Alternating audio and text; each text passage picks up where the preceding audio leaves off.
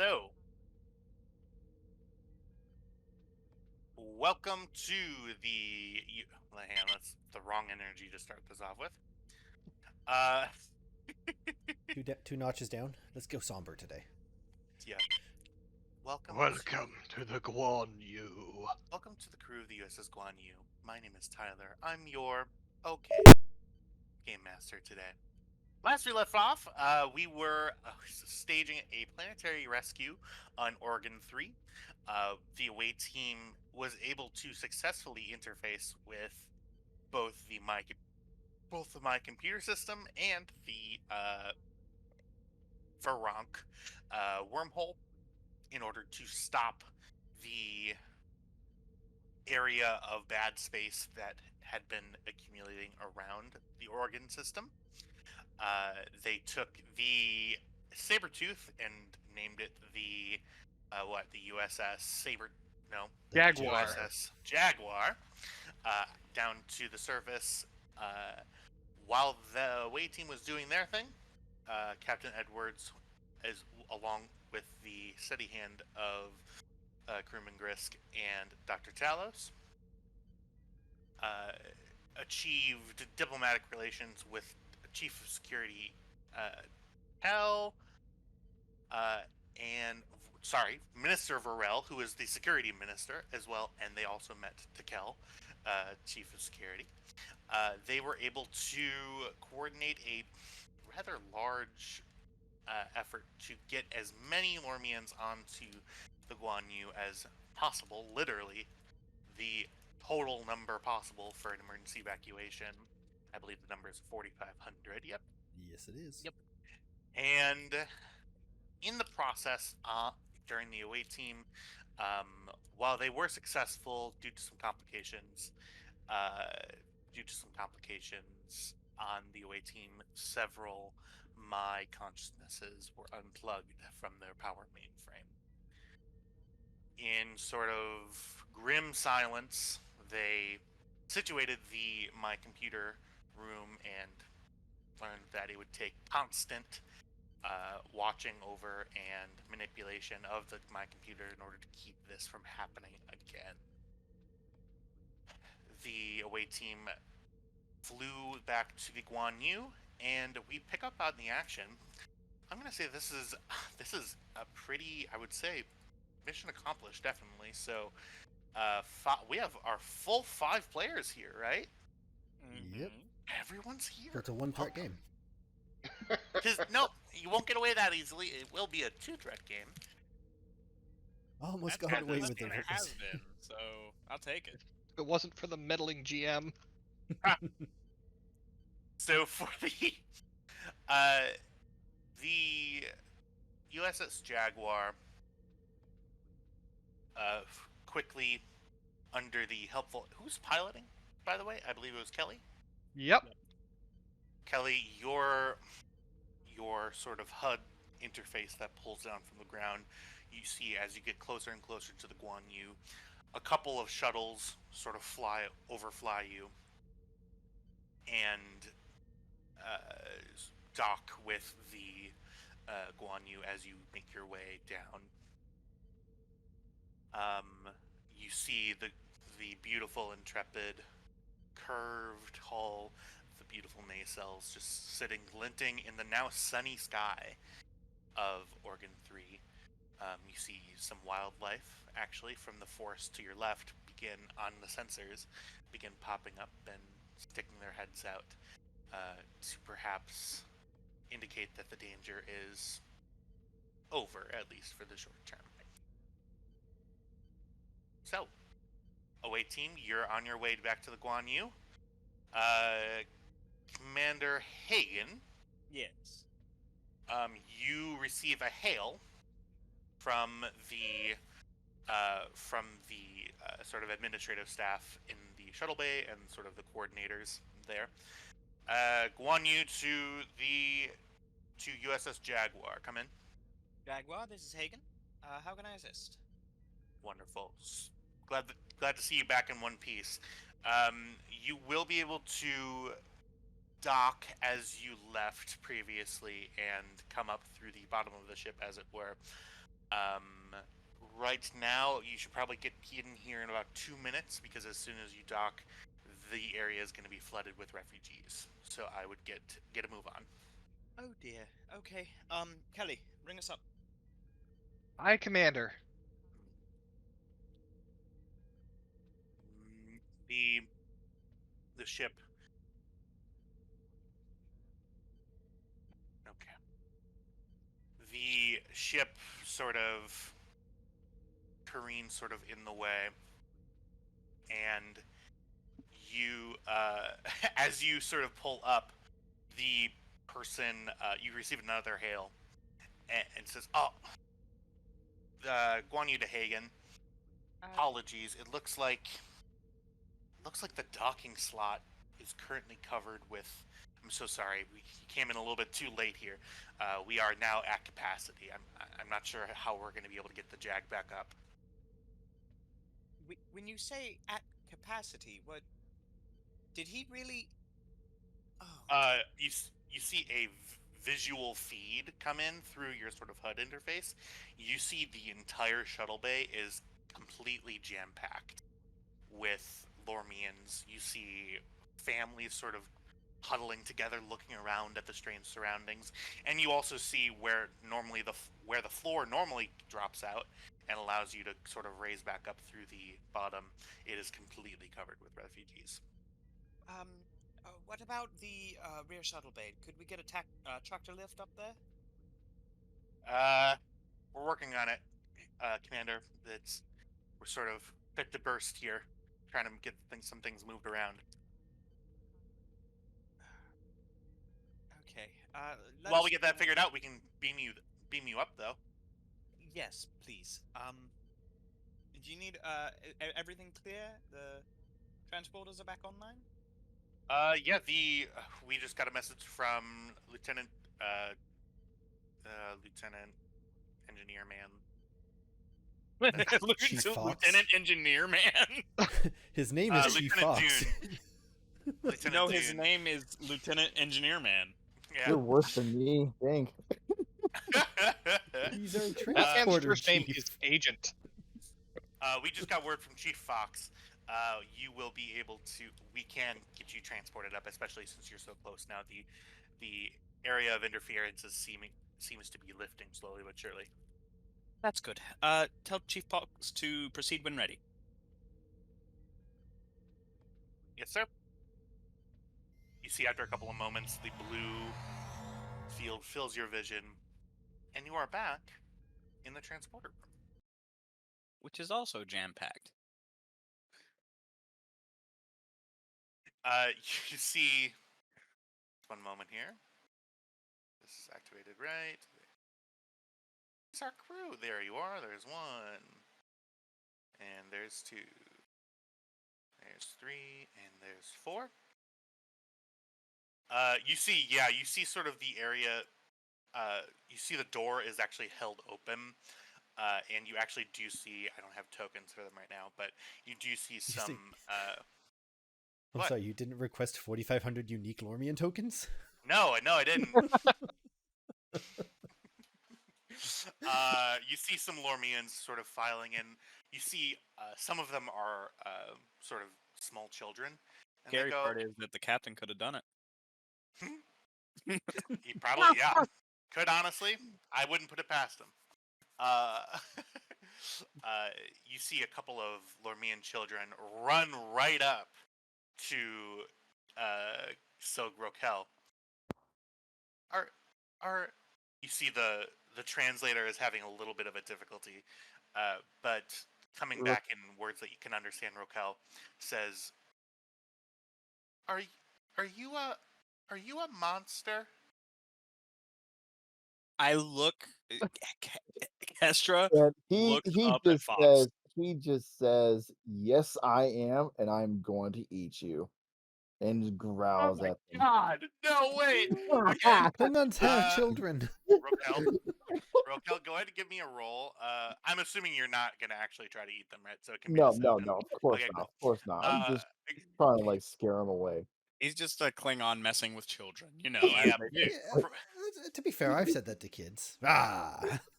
Presence, yeah, presence security, difficulty of 0. All right. Oh my god. Oh, Don't I spend don't have a anything, just roll. yeah. I don't have a focus for this one, so I'll just roll. No. They're just like, of course I'm not a monster, but I am going to eat you. You see Still this growling, this little lemur child looks up at you. He gets up to maybe your shin, and he goes. He turns around. A bunch of the children go and run out the door, and you see a couple of like administrative like red shirt people go. Oh God, come. No, he was kidding. Come back. No. And they fiddle through. I kind of just look at Rokel. Really? No, I get it. I see we're up to capacity, Chief Fox. Sorry. I'm joking on a popsicle. Shit. You think you'd be well Is practiced? that what they're calling it these days? Yeah, You'd don't. think so. Yeah. Let it all go. I'm fucking dying here. Amazing. Get all your homophobic Kestra, references out here. Yeah, I just want to high I'm five cool. you. It's not homophobic. We love you. Yeah, I know. It has It's nothing to do with homo-embracing. you. Hey, I would say that to a straight man too. Same. In fact, I'm pretty sure I have at some point. Now I'm laughing and choking. This is terrible. So sorry, everybody. Chief Fox looks up and says, "Yes, Commander. Just one moment. Captain Edwards, would you like to come into the scene now?" I figured they would join me in the meeting room Can we get to the meeting room? eventually. All right. Yeah.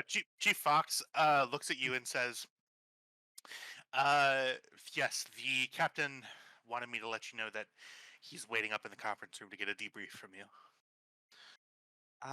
Okay. And I head towards the door. Searcher will follow. Very good. Okay. Edwards to Chief Fox. No, never mind. Ignore that. Yes, sir. You all head out into the hallway. Truly, this area, you do see Lormian sort of finding spots to sit along the hallways here. You see the door opens, and you look to the left and you look to the right, and you see families huddled together, sort of children. You see the children with that Rokel scared are like point to the door and are like cowering by their kids, by their parents, and you walk sort of by them, and the parents look up at. You hear them say, "Yeah, there's no such thing as his mom." Oh, yeah, I could see that. Yep, right. I bet it. I think Kesha does like start to wince a little bit just from the sheer amount of people that are in very close proximity. Oh yeah. Oh, that's a. Hey, thanks for the reminder, Hagen. Go ahead and give me a fitness medicine. As you sort of walk into this crowded hallway full of scared refugees. Could it Fitness be medicine. control medicine? Yeah, control medicine, difficulty of 3. Okay. Composure as a focus. Yeah. Take a momentum, I guess. Okay. And I'll re-roll that 17. Okay.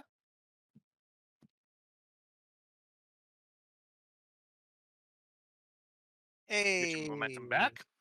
We did get the 2 momentum from my roll, right? Yep, they're there. Okay.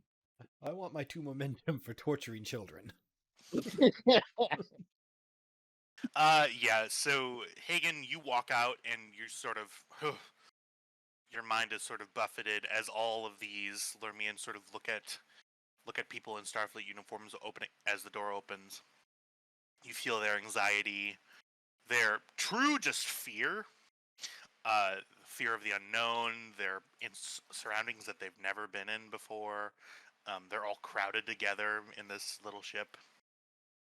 Can I see any officers that are like tending to them, making sure they have like food, water, blankets? Yep, you see a couple of red shirts sort of going along, and you see that some blankets are being passed out, and you see that they're offering sort of food to them. They don't appear to be taking it, but the officers are doing their best to be like, "Hey, do you need food? Like, what's going on? Like, I can help. I know that it's scary." They're doing their best. Good. Uh, In that case, Sorry, go ahead. yes. Go ahead. Go ahead. I was just gonna say Kestra just starts moving towards where she needs to go. I Rogal? forgot. We do have a prisoner to take in too.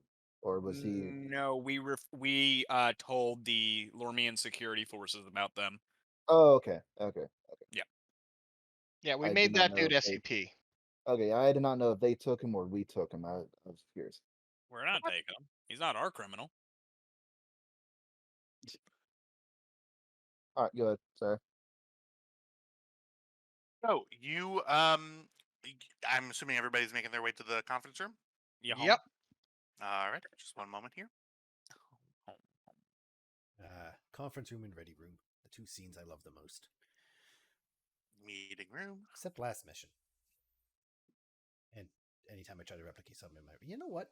I want to find someone new to hang out. Captain Edwards, you'll be here. Dr. Grix, Dr. Talos. The four of you walk in, and you see Dr. Talos and Dr. Grix are there waiting. Grix looks kind of tired. He sort of has a cup of coffee just sort of steaming up in front of him. Talos, his eyes are sort of moving back and forth. He seems to be just slightly on edge, but appears to be okay. Yeah, move yourselves to your seats, guys.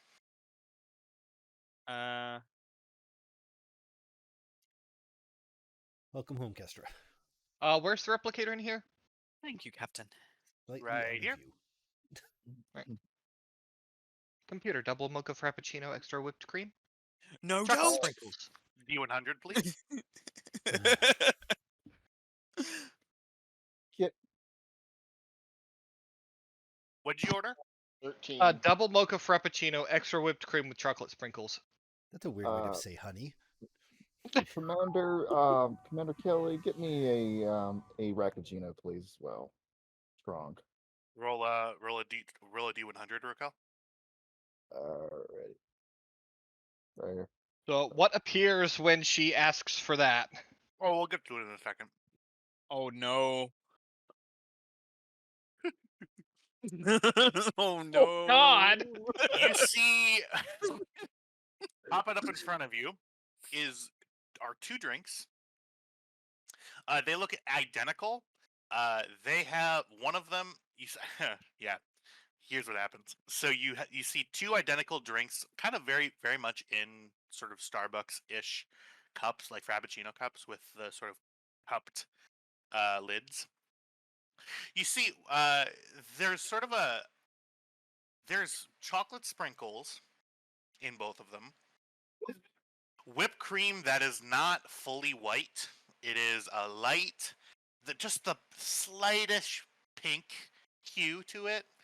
And what kind of frappuccino? Like the actual, is it like double mocha? You said. Yeah. No, go good. And then you said a Racticino. Yeah. You see, it's like a pitch black, not Icarus, but definitely like Frappuccino-like consistency, but it's like Vanta black. I was thinking more like Venom. I will Venom black. spend my arc to fix these replicators. I'm not gonna allow that. Yeah, so you see two Frappuccinos? Question mark in front of you. Kesha just Sersha closes her takes them eyes. both and passes one to Rokel before going to her seat. Okay. You guys drink them? She'll take an experimental sip, yes. He just Raquel? looks at it. He just looks at it, and It just smells really good. It smells like home. does it sound like a Recagino though? Does it smell like one? Yep. To him? It Oh. does smell like Macchiato. You got the Ractigino equivalent of espresso and an entire like venti cup full of it. He's just gonna scan it. He's just gonna take it. You are gonna scan it? Yeah, I'm gonna You're gonna scan pull out a it. tricorder? Alright. All right. Let's dedicate more time to this. So go ahead and give me a reason science. No, reason Listen. engineering. You keep giving us a really weird mystery around these replicators and then won't let us solve any of the mystery. Ooh, It's boy. called a running joke. Reason This- engineering difficulty 1, Rokel. This roll's gonna suck for me. All right. I'll just roll as is. If I fail, oh well. Crap. Look at that. I actually succeed. One momentum generated. So it is exactly as somebody just described. It is a Ractigino espresso mocha frappuccino. The whipped cream is 98% whipped cream, but they added kind of almost like food coloring. They added some Targ's blood to it, and chocolate sprinkles. Well, he's gonna take off the chocolate sprinkles because we don't need that. Yeah. No Klingon drinks that with eats chocolate sprinkles with their Yeah, drinks. for sure. Yeah. So he's Kelly, As you he take a does sip of it? that, I was like, Yeah. I don't know many Klingons who will pick through their food. Kelly, you drink it. It is probably the strongest frappuccino you've ever had. It's for sure. It's mocha, kind of. Are you the kind of person that mixes in the whipped cream? Or no? Yes. Yes, she Okay. is. You get all the chocolate, all of the sort of like coffee notes go away, and you're left with a little tinge of iron, and then that goes away too. I've So, had hey, worse. it's pretty good. Yeah, she keeps drinking it. Okay, Sorry, go ahead, Edwards. that's fine. Skittles, can you get me Minister Varel, please? On comms, On comms, yes. and you see in the middle a hologram, sure, a holographic image of Minister Varel pops up. You see sort of very tired features, the fur sort of extra sort of fuddled in the back, grayish sort of lines of gray fur stretching back around his head. Somehow a furry creature has bags under his eyes. Yeah, looks kind of like an angry chinchilla. Minister, my away team has just returned. Any chance I can pull you away for a few minutes so you can join them for the debrief? Yeah, I can pull. I'll be there in about 30 minutes. I just need to grab a shuttle. That's fine. Well, just stand there. Chief Fox, can you grab the minister for me and send him to the Oh the no! meeting Is room? this? Oh, I've heard of this. Oh no! And appearing in front of you is Minister Farrell, who, give me just 1 second.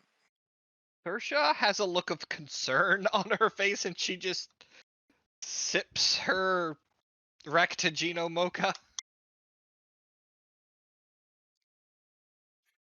Concerned that I just randomly transported someone?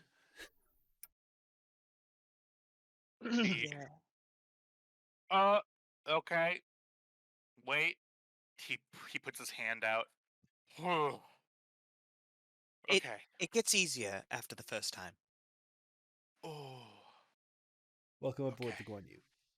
Anyways, Kestra. Hello. He sort of happened down there? composes himself. Well, we encountered a team of 4 Lormians who appeared to be hijacked against their will to guard a rip in space-time that led into a pocket dimension in which there were several psychic entities. We had to knock them unconscious and defeat what appeared to be some cultists who were serving those psychic aliens, and had to try and close the rift, which we eventually did. There was a bit of psychic interface with the My systems, but we were ultimately successful with an unfortunate few casualties of the My. And how long did we buy the planet? Hey, GM. Hi. How long did we buy the planet? You would know that you bought the planet without any active maintenance. You bought the planet another 3 months. And with active maintenance? With active maintenance, you could theoretically do it, keep it constantly here. The problem is it's old technology. Old technology breaks, and barring any complications, sure, you can keep it going indefinitely. But stuff can come up. It's a very, very, very picky machine. I got what I With mean. consistent maintenance, perhaps indefinitely. However, if no one's down there to constantly regulate the gravitational situation of the planet, 3 months maybe. Okay. And Varel, I can Minister assume... sort of puts his hand in his face. 3 months. Minister, we knew this is as good as it's going to get. Now, it's minimum 3 months. Theoretically, if we were to station someone here to continue micro adjustments. Kester, are you reading my mind again? No, I thought you told me you didn't want me to do that. So, I want to leave a team here with the Jag, set them up so they're self-sustained and they can look after themselves. Just to buy us as much time as possible. We'll aim for 3 months, but if we can buy more, great. Captain? Go ahead. The 3 months is if we did nothing. Yes, I understand that. Now, the reason I want to station a team now is you mentioned there were Varonk supporters. So, I wouldn't so much call them supporters as the what's the word? Brainwashed? Yes, that. Puppeteered? Their will Hijacked? appeared to be subsumed by the collective consciousness of the Bronx. you mentioned them and then a group of blood cultists? No one mentioned blood. Well, they were cultists. They appeared to, in some way, revere the Varunk. Perhaps the cultists actually worship this Varong. So therein Perhaps lies my we issue. should be asking the person more familiar with this culture and the people about that. We turn The towards entire- the minister.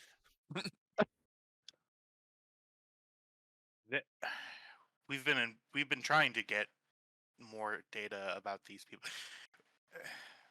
In the time since you left, we in the security forces have noticed some people acting out of the ordinary. They would suddenly sever ties with all family. They would- Alienation, aggression, lack of forward thinking. That Yeah. kind of thing. You hit the nail on the head. It's almost like you can read my mind or something. I could, but I'm not. It's just a common symptom. So if that's the case, I can't stay on the planet. I can't monitor everyone. No. Basically, I don't want to stop anyone from going and mucking with the computer during the 3 months we have. Station a team, leave them the Jag, leave them self-sustained, they can contact us. And Minister, unfortunately, I want a team that's not Lormian. You've got enough problems to deal with than trying to keep your planet in orbit. So I want to take that off your plate. That I have found myself in the position of representing a people that are living in a place where I believe our survival is at question. I'm willing to explore other options. I thought that the Orions were the answer to that. My security forces were given weapons, scanning equipment. The Orions tend to favor deals that put them in the most advantageous position. While I can't claim that the Federation does not serve its own agenda, we at the very least put our humanitarian efforts at the forefront. We will do what we can to help you. Now, with that, we do have a problem. We can technically help you with the My Computer because that does not breach our Prime Directive. However, your internal civil matters are a different story. We cannot help you stop your civil war. That's going to fall exclusively on you. I know for a fact the Federation won't intervene until that's taken care of. Yeah. I mean, Hopefully. Go ahead. Is it a Yes. civil war? I thought it was just a disturbance. Civil unrest. Yeah. So I'm hoping that with the promise of salvation and a very big showing of that salvation, and he just kind of opens his arms and waves at the ship, that you can calm them down while we initiate evacuation procedures with the Federation Council. Yeah. Some people want to stay. Some people just want to leave. Some people wanted to leave all the way back when we first made contact with your Federation. The scientists that crash landed here, they spoke of other planets in our system, one other planet that could support life that's perhaps more stable than this planet. They said that was already inhabited. We have a slightly longer range than your transports. We may be able to find something that you are not able to. So part of What do you my mean? plan is to find a suitable planet for colonization. Something that this Federation has already surveyed and earmarked for colonization, preferably a lumber-heavy world. Based on what we've seen so far, if we plop you down on a resource-heavy planet and give you the basics, your people should be able to find their footing. I don't want to drop you on a planet that already has inhabitants, then you're just asking for trouble. Thought about finding a new planet for you, but there's a whole litany of problems that come with that as well. But if we can find one that's already earmarked, then that will expedite the process. My people, I'm not a religious person. I am probably considered it's interesting. I represent my people, and they are such a spiritual and naturally gifted people that I'm trying to formulate my words. My people have a connection to this planet that is more than simply living on a planet. We live with the planet, literally. The architecture that we created and the technology that we were able to create with what we had, it's spiritual. And while I'm all in favor of a mass evacuation, some people are not going to come quietly. Which is fine. We can't force anyone to do what they don't want to do. We will evacuate as many that are willing, and if able, teach those who want to stay to maintain the computer. It is not a ideal situation. Honestly, that computer, the fact that it's still running is kind of interesting. But we're not just going to start kidnapping Lormians left and right. Have But any of your people ever displayed any kind of psionic abilities? Make. Hmm.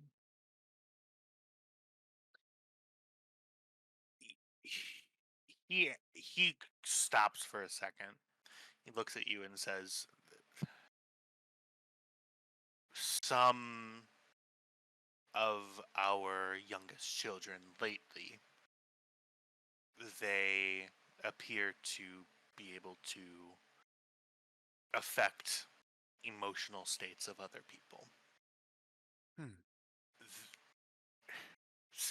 Since these disturbances have been happening, we've been some of our population, yes, has been experiencing some sort of change. And some people that they're able to cope with it. Some people end up being institutionalized because they can't handle it. I think real quietly, Kestra just says to herself, Veil's been lifted. Is that what he meant? okay. He, I'm sorry. If when you say your youngest children, how old would you say is the eldest that has gained these kinds of abilities? the the eldest is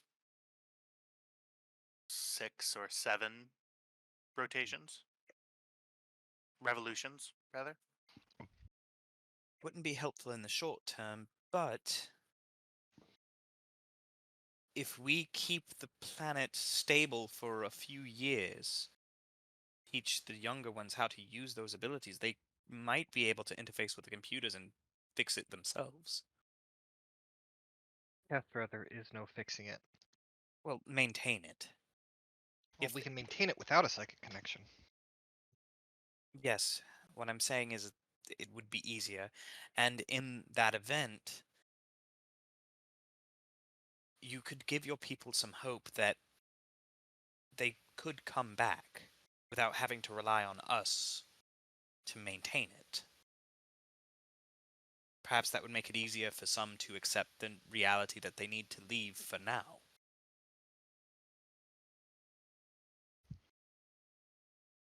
This has been debated in our government for a while.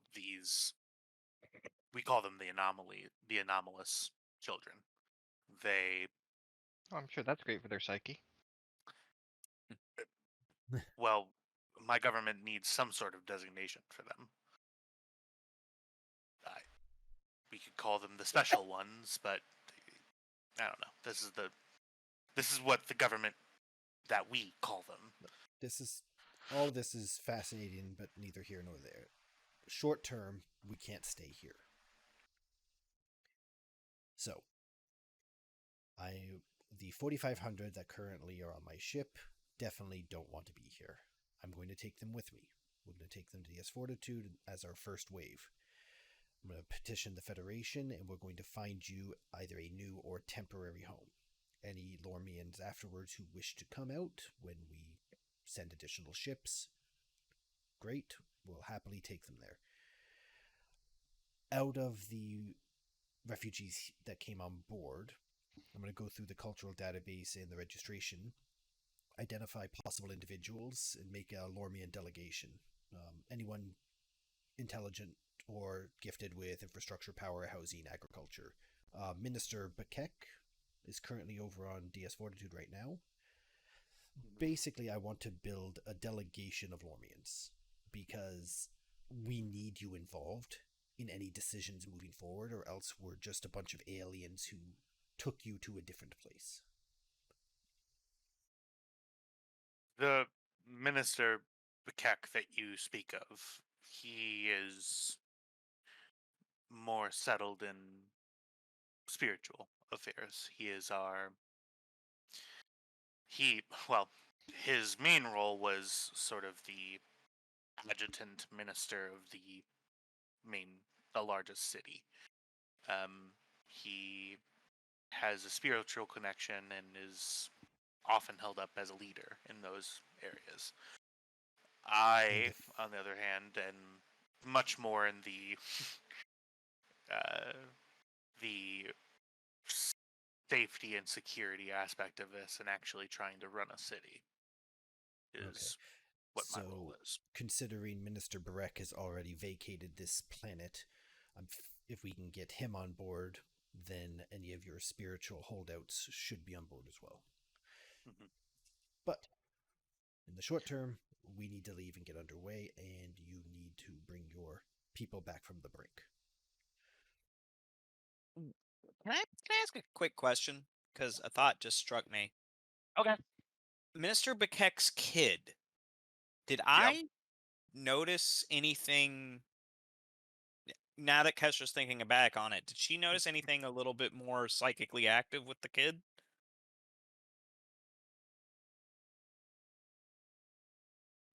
So you like fucking shit, fucking goddamn it, shit, son of a bitch, shit. You Look. don't remember. Good answer. Yeah, you honestly you were in medical mode at that point in time. You would need to dedicate a little bit more study from a telepathic point of view to get that answer. Okay. All right. Little shit, fucking goddamn. Sorry, go ahead. No, I've said all I needed to say. Basically, we need to get underway. I wanted you to know where we stand. Minister Varel looks up and says, Captain, on behalf of my people, I don't know what to... You know, when you left the last time, you left in a rather unfortunate way. Yes, unfortunately, the Federation dropped the ball on this, and we lost 4 of the previous months due to some front of the... You know what? Time got away from us. We're here now. Quite literally. And we are not going to abandon you. But time is still of the essence. We have 3 months, and it's going to take at least a day to get back. So, okay, every minute counts. So, I have 2 questions. Yep. Captain. Number 1, how do we get that far away so quickly? If I may, He's just going to smile and turn to Kelly. They're your engines. Kelly starts explaining the warp drive. Basically what we do is we generate a field around the ship that lets us alter it. We can compress space in front of us, stretch it out behind us, and by doing this, we can bypass the light speed limit because we have altered our ship's effective mass. And the scale is exponential. Okay. And we have one of the fastest ships in the fleet. Okay. Okay. I think that answers both of my questions. You see Minister that should say Varel. I'm not so sure why this says Morel. What's his There was a Minister emotional Morel state as like? well. Huh? What's his emotional state like? I'm not reading his mind, just getting a general read on him. Let me change the token.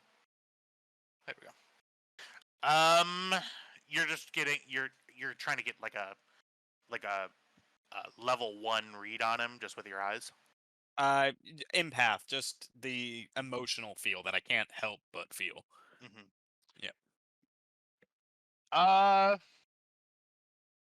He is very guarded with his emotions.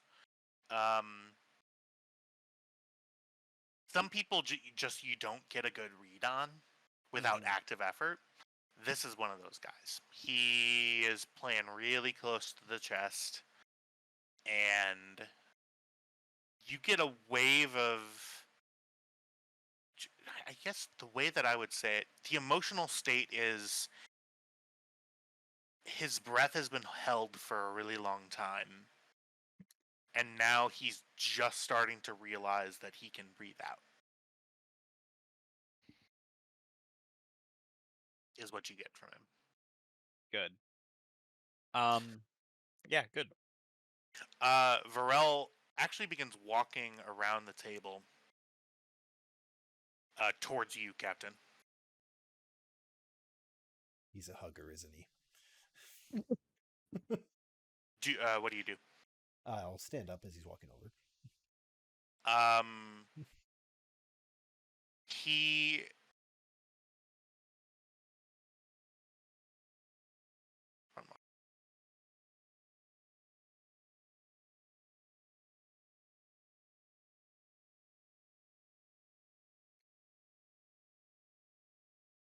As you figure out what to do, I'm going to reach into my pocket and then pull something out, but keep it palmed.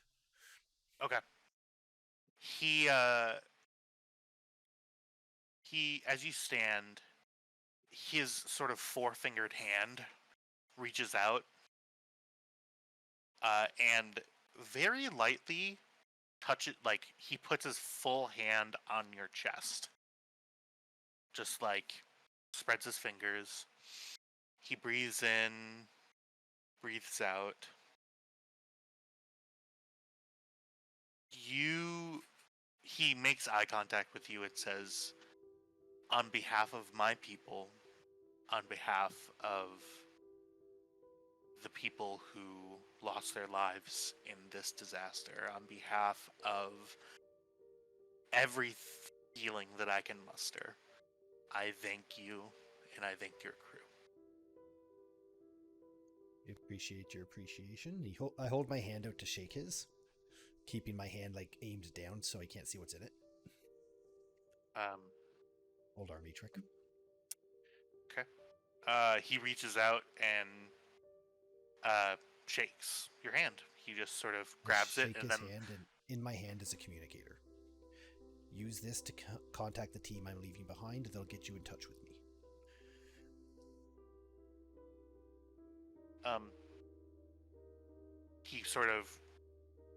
He loops it onto his sort of red and black tunic. Maybe hide it. Maybe put it under. Oh, okay. And he puts it underneath his sort of cloak. One last thing. Are you going to be transporting me again? Absolutely, with a big shit-eating grin. Oh, God. Chief Fox, were you listening that entire time? Yeah, I love it when that happens. Captain? Yeah. I can't help but notice you didn't ask if the interference had been cleared enough for safe transport. You guys told me that last session. Okay. Okay. It's the first thing you guys told me. I believe you. Mm-hmm. Yeah, he just comes out like a soup. Yeah. I think Kestra does turn to the captain and say, if their children are starting to develop psionic abilities, we should contact some kind of experts. And Maybe I'm sure help. you already have a list. Few, although most of them are currently on Beta Z. Dr. Tile speaks up and says, well, I feel like my administrations are needed. Keep me apprised of anything. Will do. He stands. Thank you for all your help, doctors. Thank you. Thank you, Dr. Grix and Dr. Talos. And the doctors move out. All right, everyone, let's keep this brief. This ship is packed, all but key areas, Deck 1 engineering, various security portions. Woodyard, once we get underway, start going through the database looking for any Class M planets, preferably already surveyed, that are ideal for Lormian culture. Go through their cultural database to verify, like, yeah, Class M planet could have a lot of water, but we need a lot of trees. Prioritize planets near deep space fortitude if you can. Yes, they are not going to be warp capable for some time still, and likely you will only get protectorate status at best. The faster we can respond to them, the better. I can't. Kestra, Raquel, Kelly, put a team together of volunteers to remain behind with the Jaguar. We sure we want to leave the Jag behind, sir? There's We a don't have lot the of room. tech in that. We don't I have the room to would- bring it. I would advise against for leaving that here there. It's either we leave a team or we bip it. I'm sorry, Bip? Blow in place. Or we could secure it to the external shuttle bay landing pad on the back of the ship. You just don't want people who aren't you playing with your toy. Correct. Fine. I mean, it's way Fixing it too to advanced. Deck to is just like leave the here. easiest solution here, Captain. All right, we'll make sure that your co-workers only get a Type 8 for their possible 3-month stay. Yes, because a Type 8 has a warp drive. Right? All right, prep a team, prep the kit you think they'll need. Yes, Hi, sir. Captain. Obviously, complement of engineers, security. That's a bunch of gold shirts. Maybe some scientists. Isn't Woodyard technically the one over the science division? True, but you're his boss, and I've got him looking at planets now. Gotcha. Okay, everyone, I'm going to make an announcement in about 30 minutes. I'll expect you all on the bridge with your task complete by then. Aye, sir. Hi, Captain.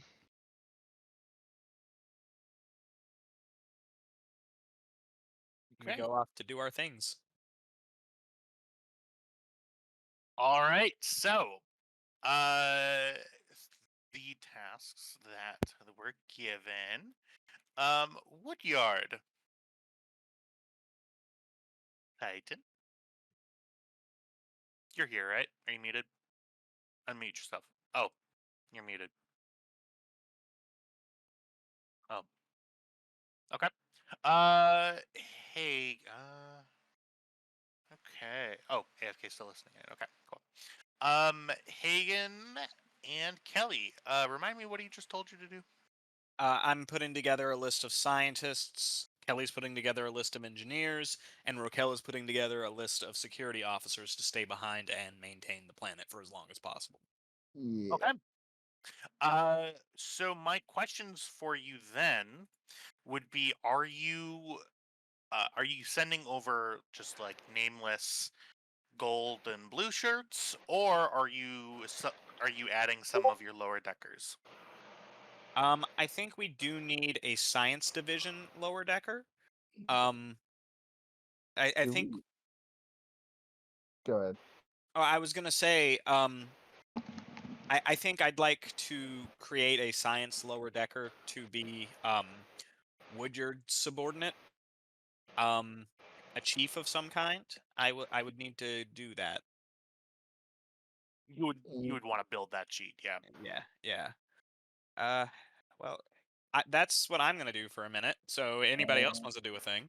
Well, I don't. I don't have a security underdog, so we'll probably just a bunch of nameless guys. Unless, how many lower deckers can we even get? I believe there's like a limit on that. So there is an activation limit for some that are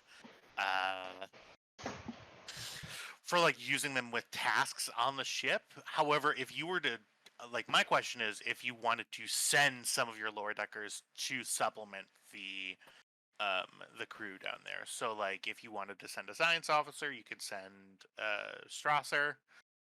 If you wanted to send an engineer, you could send your chief or Lieutenant Dune. Or yeah, so those are like your named people. Right. But if you don't want to do that, that's fine. My There's going to be some roles depending on what's happening. my Right. intention was sending no namers. Okay. Well, in that Okay. case, yeah, Yeah. just a Basically, bunch of just so when the GM comes back 3 months from now, says, "Haha, you left the planet on a haha, no, I didn't." Oh, yeah, that's the way I sound. So Yeah, yeah, basically you're Wario in my head. All right, then. Yep. So I'll just take two I'll just pick a couple of volunteers. Rokel will get his security detachment together and ask for 2 volunteers for this mission. Volunteers only. Okay. So Yeah, I'm assuming that's the same with Commander Kelly. Yep. Okay. And I Volunteers suppose only that's for what a chance I'll of a do as well. 3-month vacation. If or we're not death. going to be doing named characters. Yep. Okay. So yeah, you would be sending. So Hagen, you'd be sending like medical staff, or No, science staff, because okay. technically I am over science, medical, and everything else. Okay, cool. Yeah, so science and that, and then Kelly, and then security. Okay, great. So this is gonna be okay. So, in order to give proper orders that will let these no-namers know what they're supposed to be doing down there, in order to make sure that they have an organizational structure, who's in command, who's not, hierarchy, all that's good stuff. Make sure that they're well equipped down there, because if they're going to just be leaving, if they're just going to have the JAG for their administration, keep in mind that the JAG won't go all the way down there. Yeah, we're leaving them with the Type they 8. will have a Type 8. A Type Oh, 8 they'll have a shuttle. Type 8. Okay. Yeah. Cool. It should have all the like rations and all that jazz, and medical supplies too. We can probably double stock up on that stuff on that. Yep. So for all of that good stuff, and since you're coordinating the teams across a couple of different things, I'm going to make this it's not an extended task, it is a group challenge. So, I will let you, the 3 of you, Kelly, Hagen, and Rokel, so it'll be Hagen, you'll be rolling science, Kelly, you'll be rolling engineering, and then Rokel security. This is going to be either, this will be reason, whatever your discipline is. So reason security, reason engineering, reason science. To allow you to make all of these decisions. The 3 of you have to get 9 successes. Okay. I'm Alright, gonna so give you a after Kelly threat. gets her 7. Look, I'm gonna- go ahead and give you a threat for a dice. Why not? Okay. I just want to make sure you all know that we are thankful that Hagen is rolling science instead of Woodyard, by the way. I only have 1 science, so that's Why do you think Oh, I stuck you jeez. at a computer where you don't get to roll? I don't suppose I could argue puzzles because we're solving the puzzle of who to send. Yeah, And that have might be the what to dumbest tell thing I've them. ever heard. Nope. Sorry. Oh, okay. All right. Here's Kelly's roll. GM, he finally changed to focus. Let him have that one. Encourage that behavior. I will re-roll that one with bold. Oh dear God. There we go. That's so- 3 successes from Kelly. So that is 4 out of 9. So, Rokel. Yep. In order to succeed on this roll, You need to roll 5 successes. So consider this a reason security roll. Difficulty of 5. Oh Please. shit! God damn you guys. Okay. They really did not roll very well. Holy No, they really didn't. Damn Hey, you I guys. rolled great. Okay. Okay. So And I think you may reason need to is burn a determination here, Raquel. yeah, because reason is my worst stat. So, all right. I will because I'm gonna be very nice to you. I will allow you to use presence instead. That Could is a it little better. possibly be insight to Okay. know who should be No. sent? Either reason or presence. Damn. Reason is presence is fine. Presence is fine. So, Okay. all Hang right. on before you roll. Edwards? Starfleet protocols has a focus. Yes. Edwards, Okay. what were you gonna say? I gave them this order. I'd like to use my commanding officer ability, giving one of the people who can't currently spend their determination the spend. I could re-roll 2 dice. Yes, absolutely. Please do. Okay. I'll allow that. Just do my perform challenge right quick, get my determination back because I'm a veteran and I'm great. Thank you. Spend that. Well, Uh, hey, that's 2 successes, so we're at 5 out of 9. You only need 4 successes now. So Okay. Which you presence security Diff 4. diff 4. All right then. So can I? I'm gonna have to spend a determination then. On a value, proud and honorable, Let me take a or look here. the only prize. No, because this is not war. I mean, for you're a Klingon, everything's war. Fair. The only. I will allow proud and honorable. Okay. technically he can cite the mission directive and spend the determination. Oh. All right. Well, yeah, I can do that too. So let's see. I'm sorry, Tyler. I can hear silent seething. All right then. So for okay, you know what? I'm gonna give you maximum amount of threat for Threat. the dice I'm limited to with this, which will be just 4, Or because check the determination box. Check. And do you have a focus? Starfleet protocols. Yep. Okay. All right, and I do have bold as well, so that will come into play too. Cool. You want to roll? All right, I'm gonna have to re-roll the 19. Mm-hmm. This needs to be a success.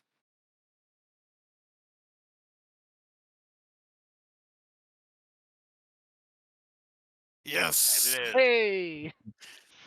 I don't Alright. like how close you people got to fucking up, leaving 6 people in a pile. He made it really hard, okay? Now that's your guys' fault for doing so badly with your 2 rolls. It's coordination between many different departments, and I increased the thing because there's a bunch of fucking refugees on the ship. I'm not questioning Yeah. your choice of 9. Yeah, I'm not either. I'm not It's questioning not that his I don't choice. understand why you chose 9. I'm just saying that's the reason that we nearly fucked up. Yeah, for sure. All right. So your challenge is successful. You get your. Sorry, it was 6 people. Oh, Okay. I was at 2, 2, and 2, but So 2 science, 2 engineering, 2 2 security. Yep. Alrighty. Please mark off of your sheet type 9. That's staying here. good. We didn't have a Or parking type spot for it anyway.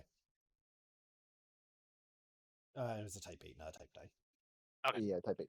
And you are bringing the Jag with you as well?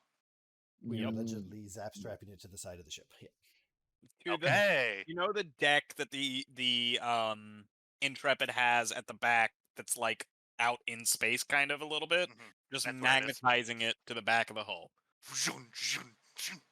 Yeah, for sure. Don't hit any speed bumps. Okay.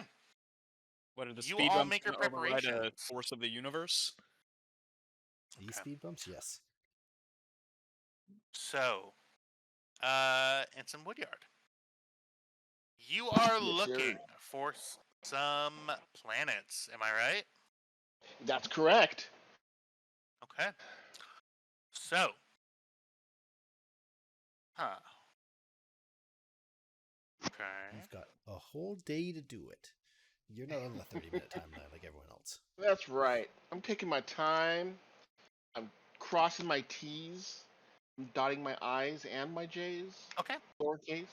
You know what then? I am going to, yes, so that is, so let me ask Woodyard a question. Okay. Where exactly are you looking for these planets in? Like, what regions of space are you looking for?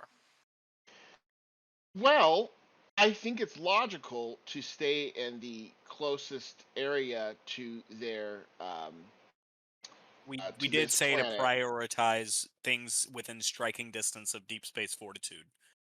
Right. So Okay. that would be Shackleton, right? That would all be No. Our exact orders were within striking distance of DS Fortitude right. and a Class M planet that's already been surveyed and earmarked for colonization. Ideally. So those would be our tier 1s with those two metrics. Obviously, the further out you get, blah, blah, blah. And Okay, then, so hang on 1 second. So tier 1, So, so they are earmarked for colonization within striking distance SD of Of DS Fortitude. Fortitude. yeah. Okay. So obviously, Maybe you're not I'm gonna just find they're unclear. gonna be. Yeah. Yeah, so definitely tell tell Trev, but also tell me so I know how to structure this role. Yeah. Thanks. Again, like Please. basically, Google search planets near me plus colonization plus how God. close to DS Fortitude, Set up a and then search it should filter. just rank them So using the let parameters me I've get set. this clear. Where exactly is DS Fortitude then? It's a really good question. Let's show you. Go to the map. On the You got- map, on the map. Liz. So, Aha! yeah, so there it is. So one of these so I am classifying his ask is within this shape. Just one moment. Let me draw it, damn it. Oh wait. Oh, I drew that one earlier. I'm gonna move that before you accidentally delete my ship. So I'm classifying his ask as there. Got it. Is that true? Yeah, I- obviously I- I'd prefer to is keep that it within within, Federation space, but Less than a day's travel of deep space fortitude. Less than a day's travel is gonna be basically the square. is that. Well, I did the all up math earlier here- today. All up here is all north of, not north, but you know what I mean. Yeah. Top, high, up on I top accept of the Forward. Yeah. of DS Fortitude is out of the question anyway because that's all Romulan space, correct? So yeah, let's get technical here. So this Yeah. here, you guys are right on the Romulan neutral zone on the beta side of it. So so all this here is Romulan space.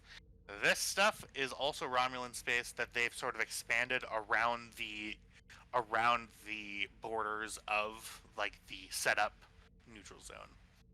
The red is Klingon space. The blue is all Federation space, and the yellow, besides Omira and Vanguard, are pretty much unexplored, kinda. So so the Federation has surveyed that space, but it hasn't necessarily earmarked anything for Probes. colonization. Yeah. Think We just did probe data. probes.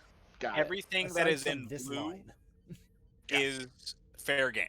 yeah, we are well knowledgeable of this very line.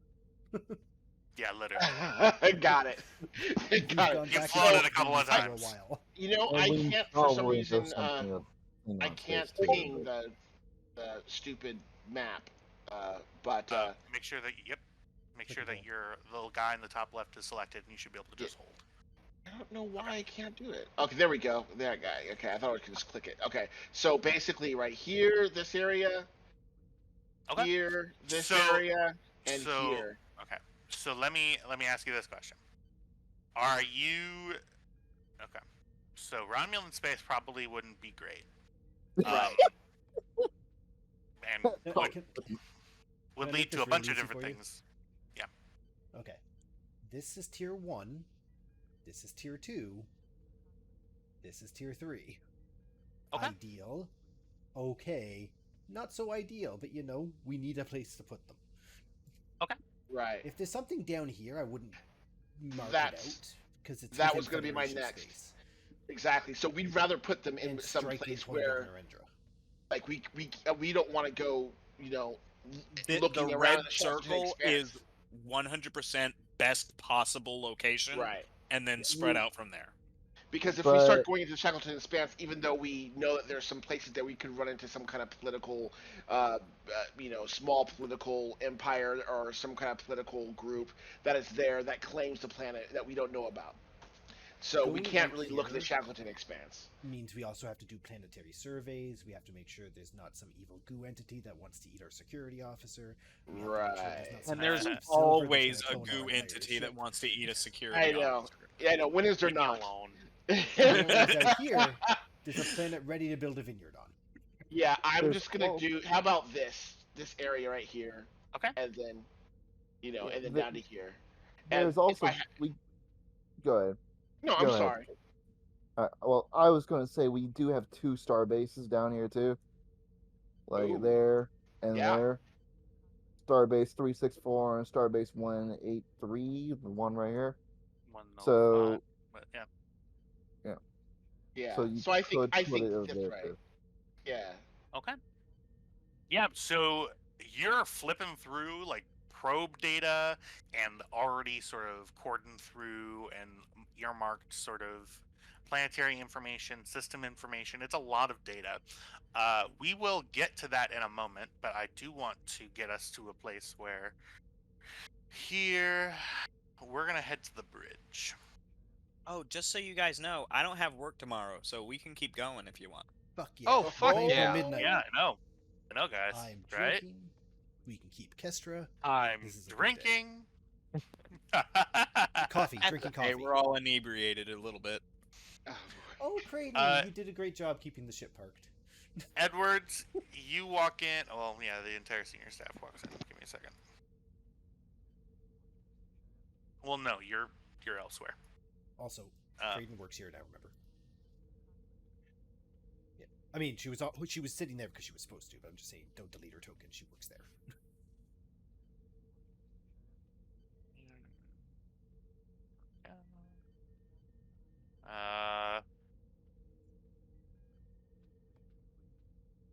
This is going to become my ride or die. yeah, I know. Chris is like, yeah, truly following you around so much. It's great. Like, All right. Captain Edwards, you take the seat. As you walk in, Creighton steps up and says, "Sir, Thank you. Good job. thanks." Okay. So Kestra's giving me her report that the team is departed. Mm-hmm. Yeah, we'll say that this happens about 20 minutes later after all of the shenanigans of picking people. Okay, perfect. So, I want to do this next thing as a rally. Okay. First thing I'm going to do, Skittles. Can you quickly just make sure the computer, if it sends any alerts, that they're non-verbal only, sound effects exclusive? I don't want to hear warp core breach. I don't want to hear red alert. Just sound effects. Yeah. One moment here. Exclusively for the alerts. In fact, if the warp core is going to breach, maybe let me know. Okay. Yeah, for sure. I'll keep that in mind. Yeah. Skittles. Her fingers play across the LCARs, and Kesha just looked over at the captain and is like, "You've got to stop scaring the crewmen." Look, I was told to get a hobby. Computer changes made, sir. Perfect. Edwards is going to sit down in his chair. And Ensign Skittles, open a ship-wide channel. Yes, sir.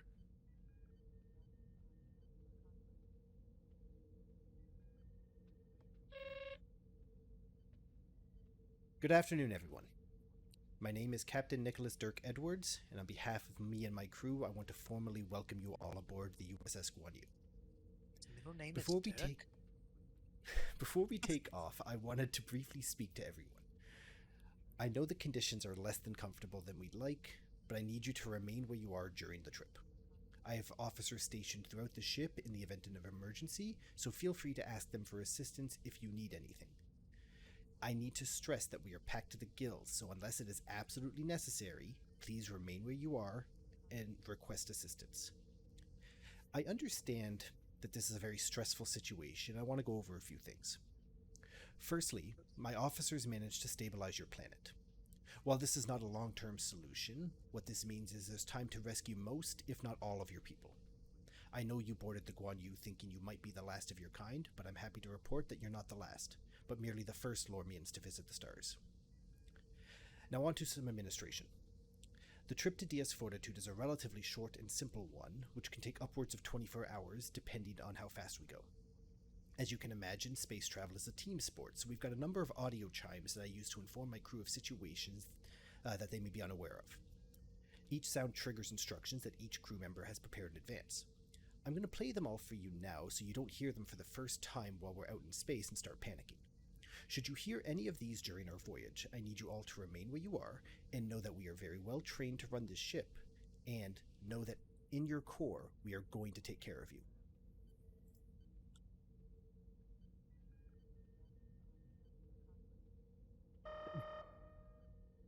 This sound lets me tell the crew I'm dealing with something outside the ship.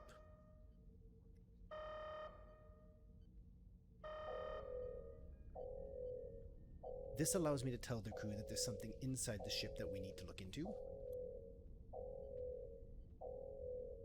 Yep. Just let it end. Sorry. And this last one is for taking off and landing. Both of those can be a little bumpy, so it lets the crew know to expect some turbulence. You'll hear this one in a little bit. And with that, I'm going to get us underway. Thank you for trusting the Federation today. I know you're putting a lot of faith in me and my crew, and for that I am eternally grateful. We will endeavor to make this process as smooth as possible for you. And I will cut there. Take point of determination.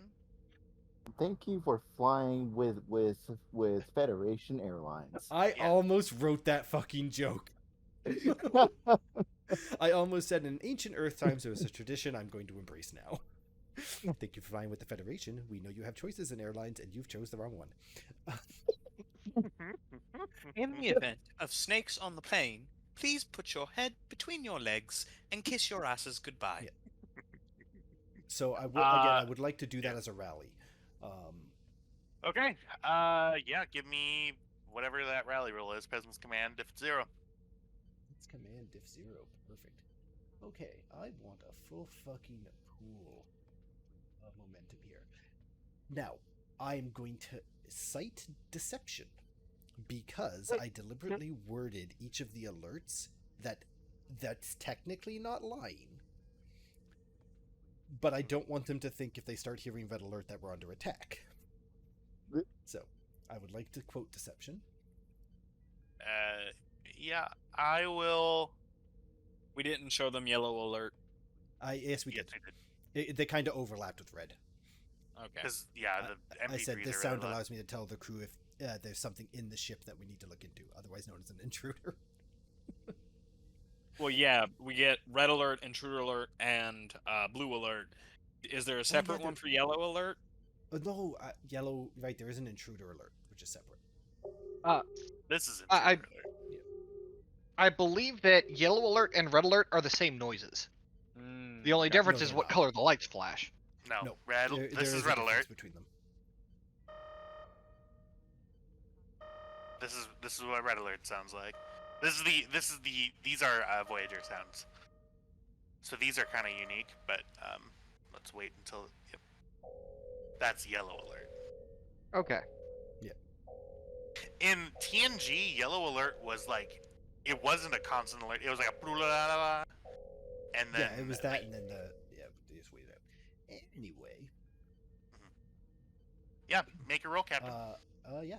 So, citing the focus, I'm going to use my determination of first through the door because I am escorting 4,500 Lormians to be the first of their kind into space.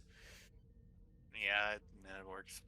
You sound so disappointed in that. And That's then literally, I'm it's going literally, to- yeah. and I'm going to, and I'm going to buy with threat. So 2. Okay, how much? Threat. Oh, it gives you 2 threat, gets me to 4 dice. Okay. This should fill our pool for later use. Shark bait. Ooh ha ha. That is 1, 2, 3 with 2 float.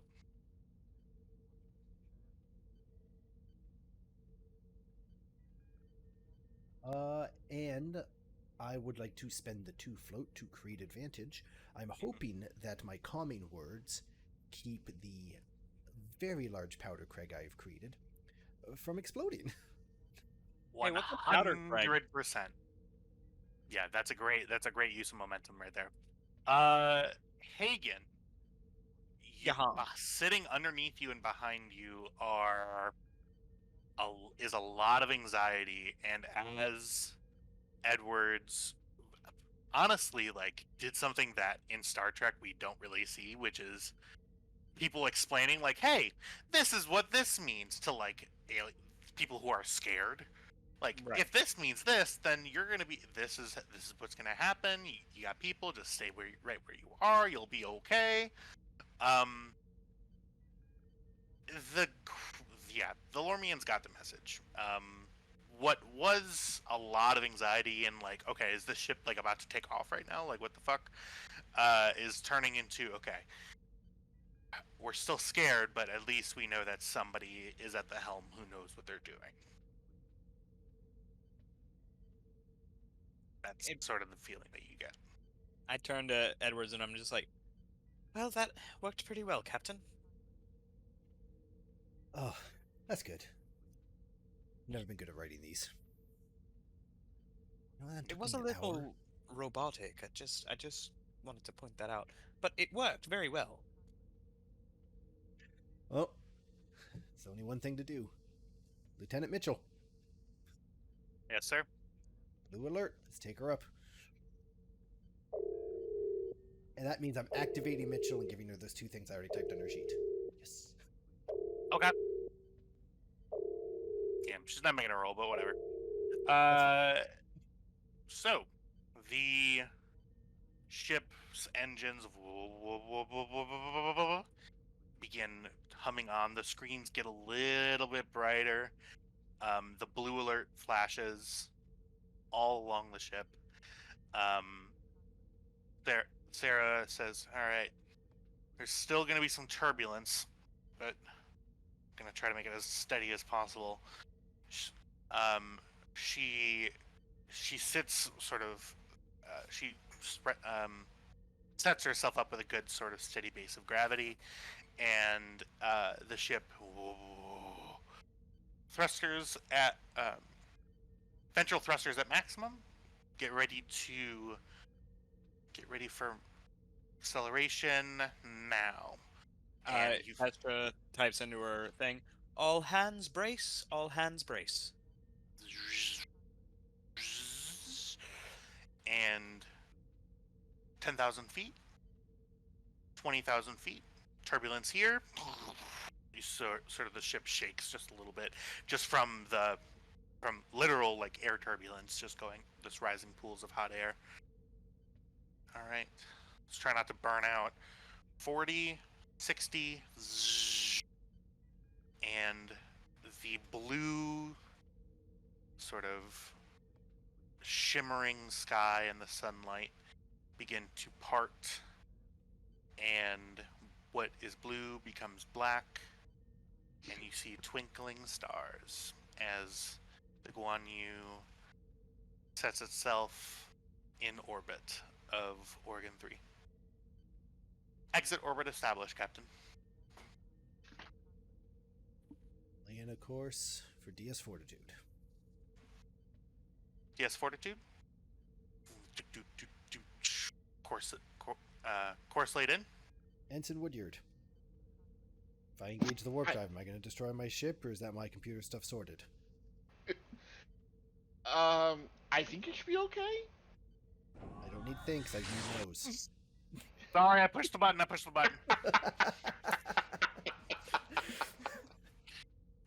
And just like butter, the ship sinks into subspace and begins shooting forward at warp. I'm just going to lean back in my chair and turn over to Kestra.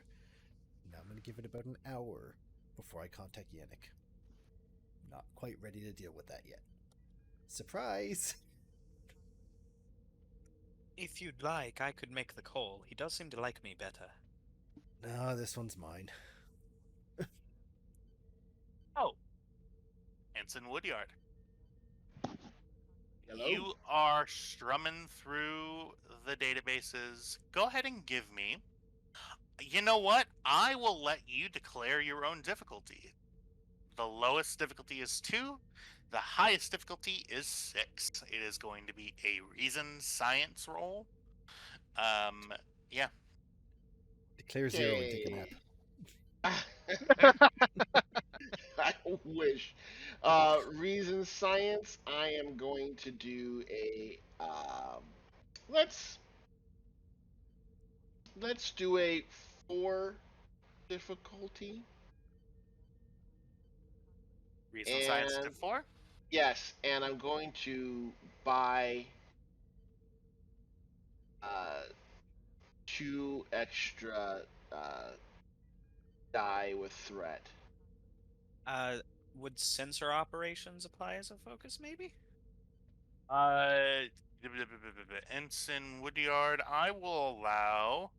I also have geology, maybe that could do something. I'll take your geology focus for sure. Okay. The Kardashian Botany and science. astrophysics, all of which would also apply. Yeah, you gotta focus. How to take a Okay. focus in Woodyard?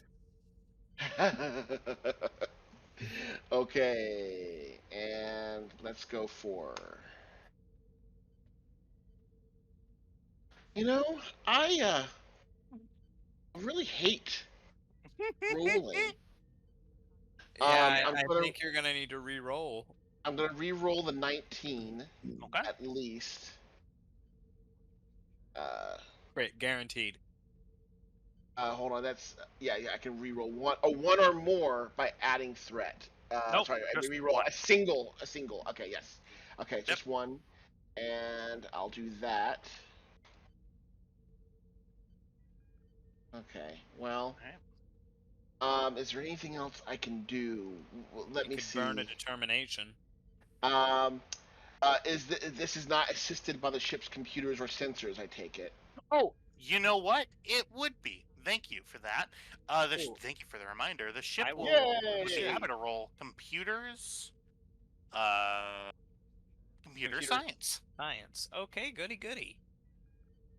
And you know what? With the science, because nope, you have to use sensors.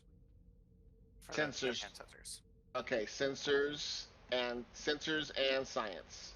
Nope, you're going to use computers and science, but the ship has Oh. a talent that if you were to have to use the sensors, it would reduce the difficulty. But yeah, so computers, science.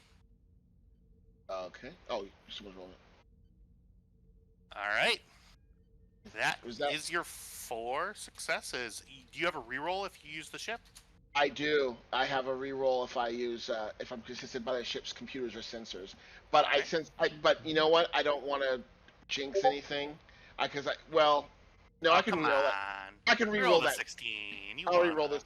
I'll reroll the 16. Do it. He said Come like the on. snake in the Garden of Eden. I'll reroll the 16. You guys, you know what's gonna happen, guys. You know Nothing what's bad is gonna happen. You can just it's a little. You're looking at a computer. You can't fuck this up. That is one We're gonna die. float momentum. Okay, so I'm going to give you a lot of information right now, so somebody take notes. All right. So, So Buford, you take notes. you are so there is good news. There is a technically habitable planet in the same system as Deep Space Fortitude. This would be if you declared a Div 2.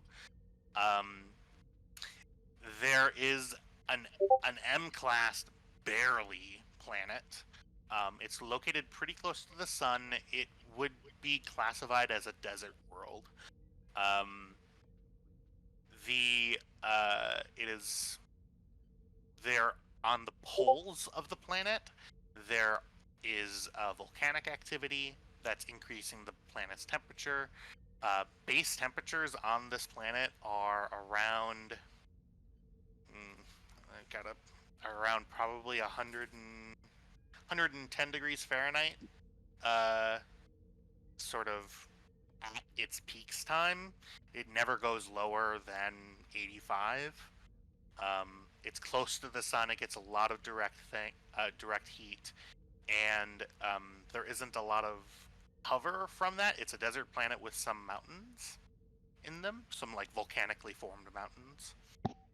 I'm pretty sure we could do better than that. Yeah, Yeah, we're not so sending that them to Arizona. Yeah. Fate So- Why worse not? than death. They'll get like plenty of sun.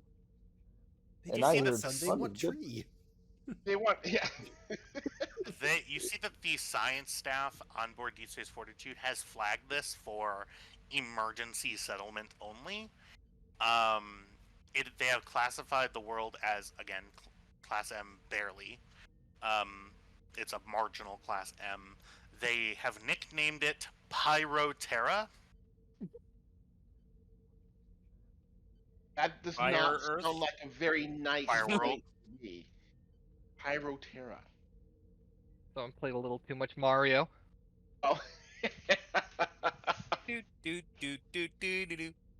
I am sure we could do better than that. And that's all that we can legally use of that song. Yeah. Must we get Mario- C&D'd by Nintendo? Mario appears on the screen and goes, "What the did you just say?" It's Now a it's- cease and Why is he desist. Mickey Mouse? Yeah, Yeah, I Mario! guess I did. Yeah. You're right. It's a You're one of the Nintendo This is is- better than the House of Mouse.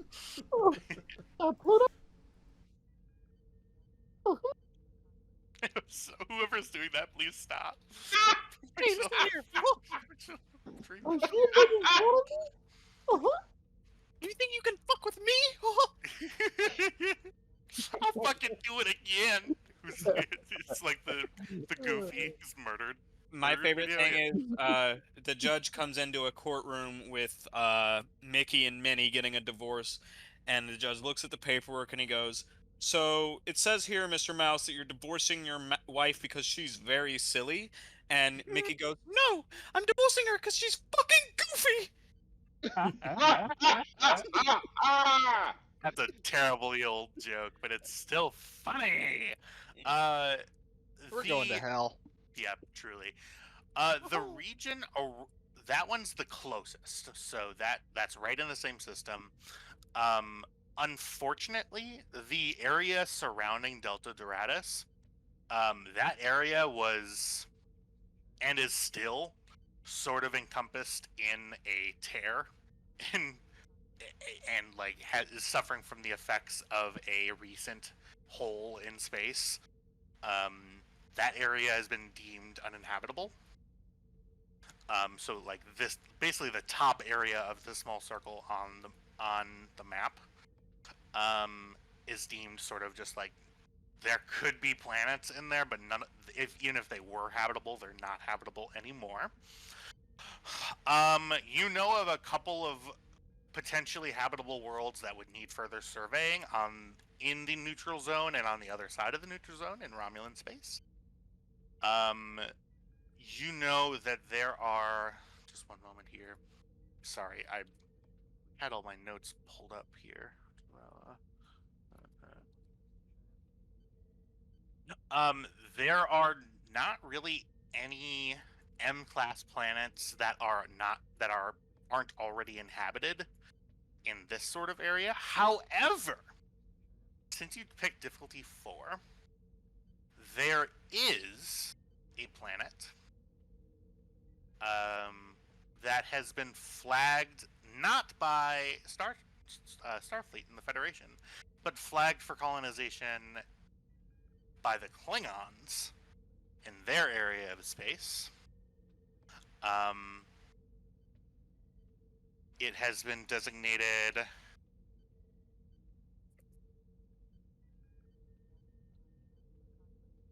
that is its planetary designation. That planet right there would be, I'm trying to find the best way to draw an ellipse, would be right about there, inside of Klingon territory. STK 94487-2B is an arboreal planet. A large forest covers most of the planet. It's not like a verdant like North American forest. It's technically classified as a tundra, but it's warmer than that. They don't have the level of permafrost. It's more coniferous trees than deciduous trees. Yeah, that's right smack dab in the middle of Klingon territory. That's a planet that is relatively close to Oregon, is relatively close to Narendra, and it would be about, at max warp, I think it would be about 3 days away from Deep Space Fortitude. We would And have would to require a get- large amount of diplomacy to obtain that planet, to earmark it for the Lormians, which I feel might. Oh, see, here's the thing, though. The diplomacy is not our responsibility. That is correct. But we would have to clear. We would have to clear it before we just dumped people on there. Is what I mean. It might take longer. And it owes Kestra a favor, so that, you know. Yeah, that one's not outside the realm of possibility. It's probably our best bet, and also I hate you, GM. Ah. You're welcome. And other habitable All world. of this blue space. Huh? All of this blue What? space. And you choose salty. No. You know that Omira is habitable and has a small population on it that you have previous dealings with. Of other Right. people? They have. It's mainly an ocean planet, but there's land there. Lormians, here, have these 6 trees.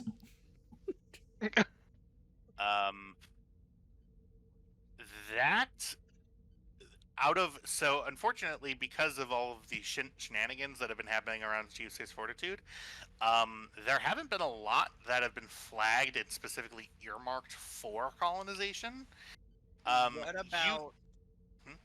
What about planets that just we know are Class M and fit the description? And fit so Whether they're inhabited or not. No, we still want uninhabited. We're just Looking for arboreal. Yeah. So tier 2 is they arboreal and fit for habitation, but hasn't really been surveyed yet. We're a science vessel. We can survey it. It's just ideally there was one ready to go. Tier 2, okay, let's go with one that's almost ready to go. The yeast has been added, the dough is rising. We just gotta stick it in the oven. Oh god, I'm starting to make metaphors now. It's truly a Star Trek. So, I should make bread. God damn it. So the bread. So Oh, to some answer nice your beer bread. question, Yes. and I will be taking that float to answer. You have data on potentially habitable worlds in these 3 sectors. That's as far as your probes have been able to go. You haven't really been collecting data this deep in the Shackleton expanse.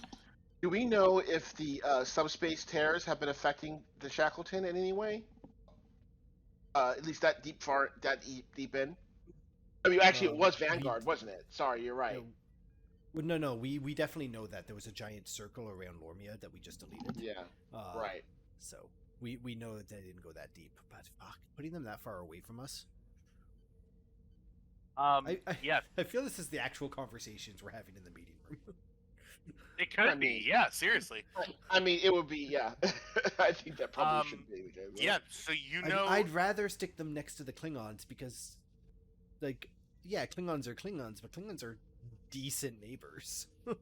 Well, yes. Again, that would be a preferable spot, but then you would have to get clearance through the home world, all these other diplomatic channels. It would take a lot longer. We'd have to have some place to put them temporarily, unless we could keep them on the ship for another I think month we can or have two. the Federation Council expedited treaty with the Klingons been Well, established. We're all working together at the war. It's just an empty planet. It'll just be a couple of trade negotiations and bingo, bango, bongo.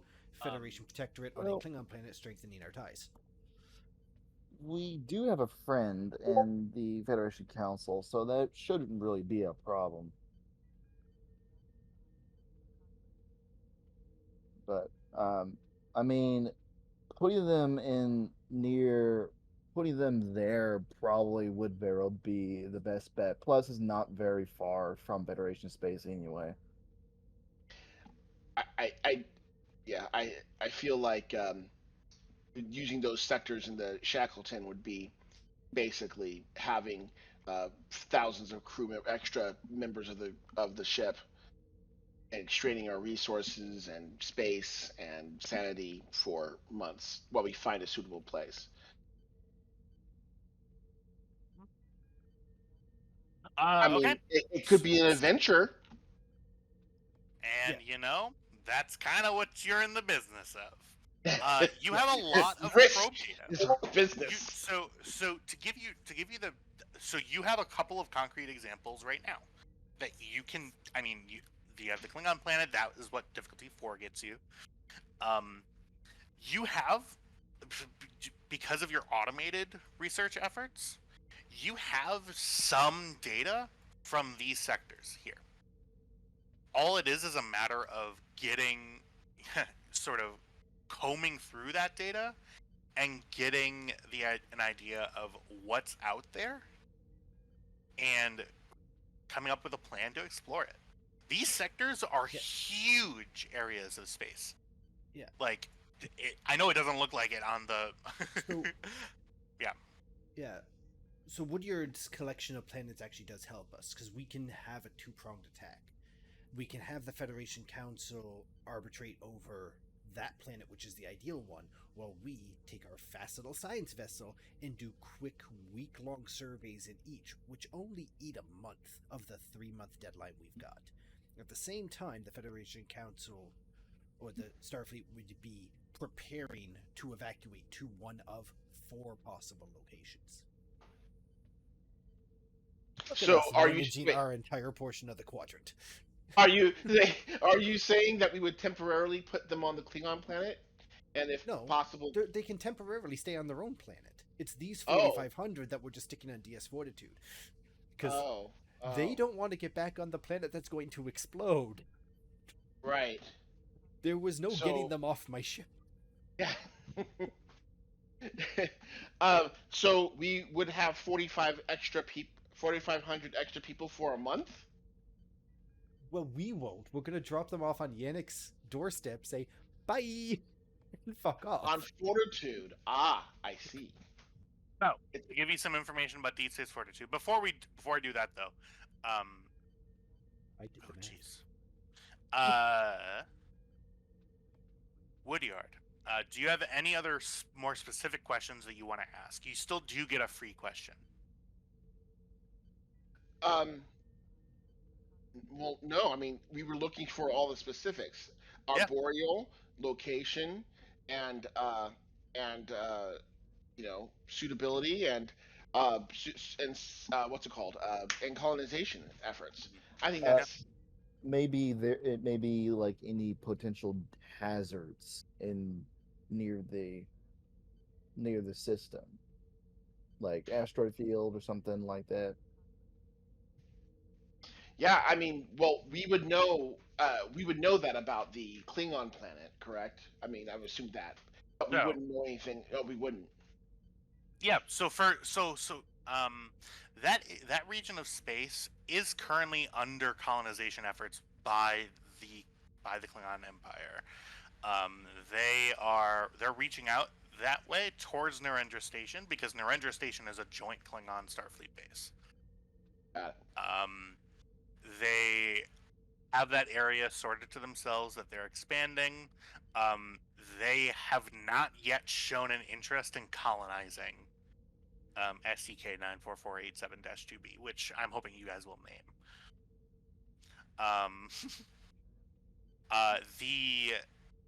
So that the system that planet has, it's a relatively normal system. The planet that is being referred to here is a large sort of just slightly smaller than Earth-sized moon orbiting a ginormous gas giant.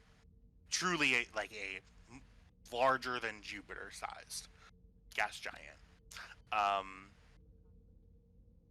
The gas giant, it's almost to the size where if the development of the star system itself, it probably, like, given a couple of tweaks in either direction of like how star systems form, probably could have been a binary star if it got sufficiently massive. But it's not. It's just a very large sort of helium Jupiter-like composition of a gas giant. That gas giant has several moons. A lot of them are just sort of floating satellites that are not really that interesting. This one supports life. In terms of it has a couple of other planets in the system. I would say it's the gas giant is the sort of is pretty far away from the normal star, but it's still getting enough heat to where it's able to be habitable. In terms of planetary specific information, you know that a large forest, sort of taiga-like planet, and I think that was the word that I was trying to think of before, not tundra, but taiga, has wildlife on it, potentially predatory wildlife on it. Other sort of forest life, you're not really sure until you get to the planet and do a intense sort of survey of the planet, but you've heard reports of that sort of level of life on the planet already. That's all you really know at that point about STK 94487-2B. I mean, I think that planet is suitable, but if you think that we should try for something in the Shackleton, that would be better. I don't have a dog in this fight, so you guys do whatever you want. No, I was speaking. Yeah, no, I was speaking to the crew. I'm sorry. Yeah, okay. I was like, don't ask me. I think that planet is suitable. It's just we cannot put all of our eggs in one interstellar basket. Yes. We start the diplomatic. We start the diplomatic front to get SKT 94487-2B. And while that happens, we take our little exploratory ship and we go check those other three. I want to put together a team of Lormians who can join us on that, because they know what we need better than we do. Brilliant. Mainly because I want the GM to have a bunch of little parrot people running around. God damn it, they're lemurs! You don't know what a lemur looks like, and we all know it. I really don't. I had an idea in developing the Lormian species and getting tokens. Kyle truly was like, "You really don't know anything, do you?" And I was like, So he's like, oh yeah, like lemur people. So I'm like, I use some AI and I generate some lemur art, and he's like, no, like the Solarians from Biomass. I'm like, do you remember what a You lemur mean looks Mass like? Effect? Yeah, Mass Effect, whatever it is. I don't give a shit about the game. Yeah, so I was basing what I thought lemurs on. I know what a lemur is, but I couldn't communicate that I wanted a lemur, but also kind of like a Solarian. So tall, multi-jointed legs. I don't know. We ended up with this though, and I'm fine with it. I'm just gonna say that their heads look like foxes, not lemurs. True, but I don't control AI. Yeah, blame that on the AI. I'm gonna use the restroom, folks, so I will be right back. Please feel free to continue conversing yourself and talking to yourself in circles about colonizing the planet. I'll be right back. Yeah. I'm just stretching the length of time in which I don't have to talk to Admiral Daddy. I mean Yannick.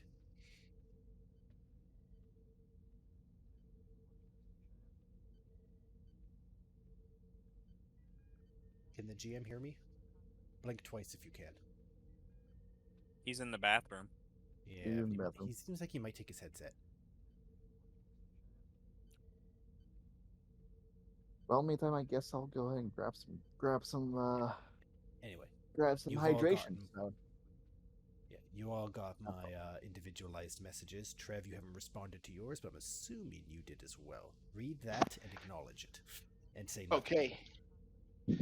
Hold on. Okay. Hold on.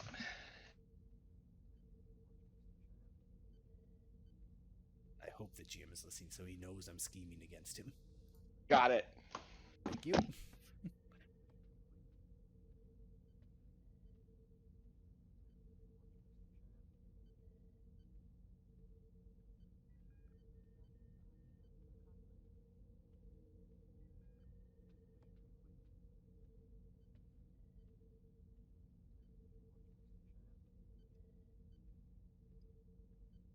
So I think the era of this coffee logger is coming to an end. I can only find it at one place, and every time I go, they have less and less, and now it's on sale. Oh dear. I can't say I'm surprised. I don't know many people that would want to combine the bitterness of beer with the bitterness of coffee. Just seems Have like you a met bad me? mix. I said joined the many military when people. I joined the military when I was 17. Bitter is all I've got.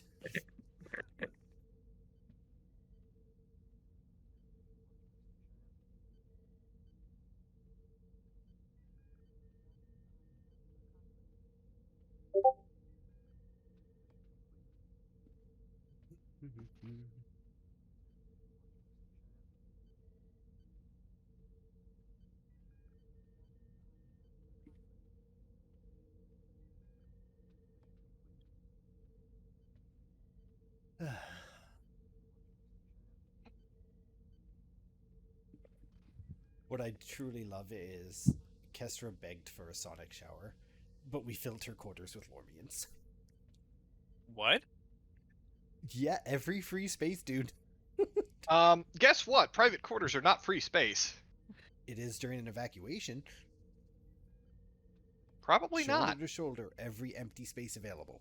Except I'd be key willing to areas and bunk with a emergency. few Lormians, but like, It's 24 hours. There's a couple of cots over in the meeting room, and there's a couch in the ready room. You'll be fine. uh-huh. Uh-huh.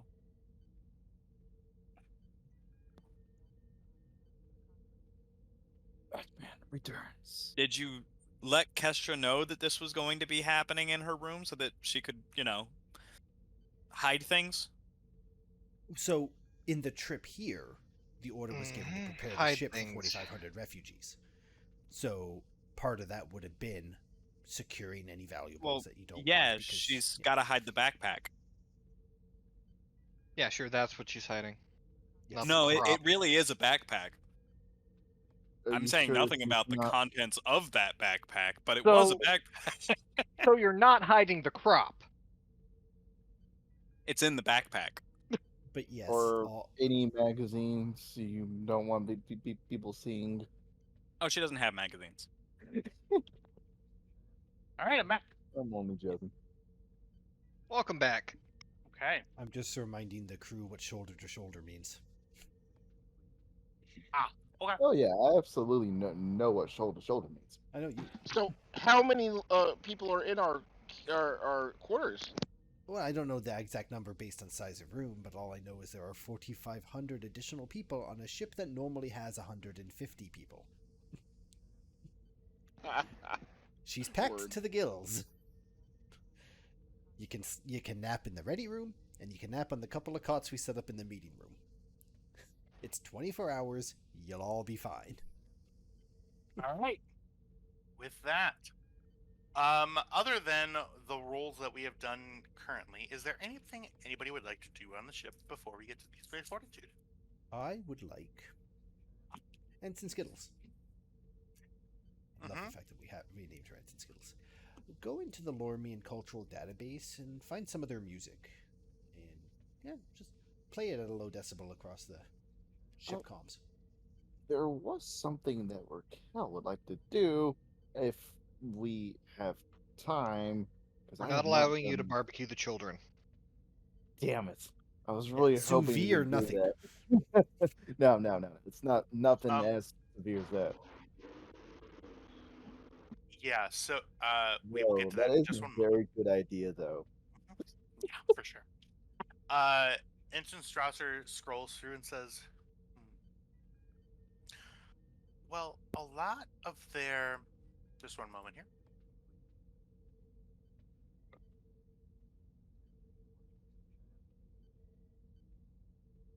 Just 1 second here.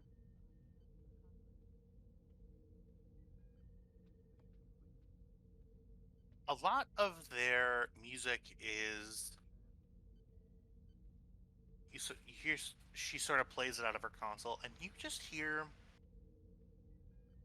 At first you think there's nothing playing, but you hear music, and Ensign Strasser goes, oh my goodness.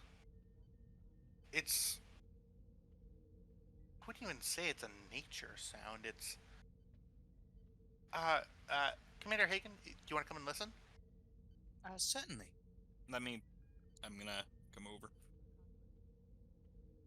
As you get closer, you feel it first. It's weird. Very low. Huh? I was gonna say low or high frequency, but low. Frequency. Low. Very low frequency. It's like a hum. And you're thinking, where you recognize it. You close your eyes and you imagine sort of a verdant grove on Beta Z that's close to your family's estate. And it's just the sound that the trees make when they're perfectly still, but amplified,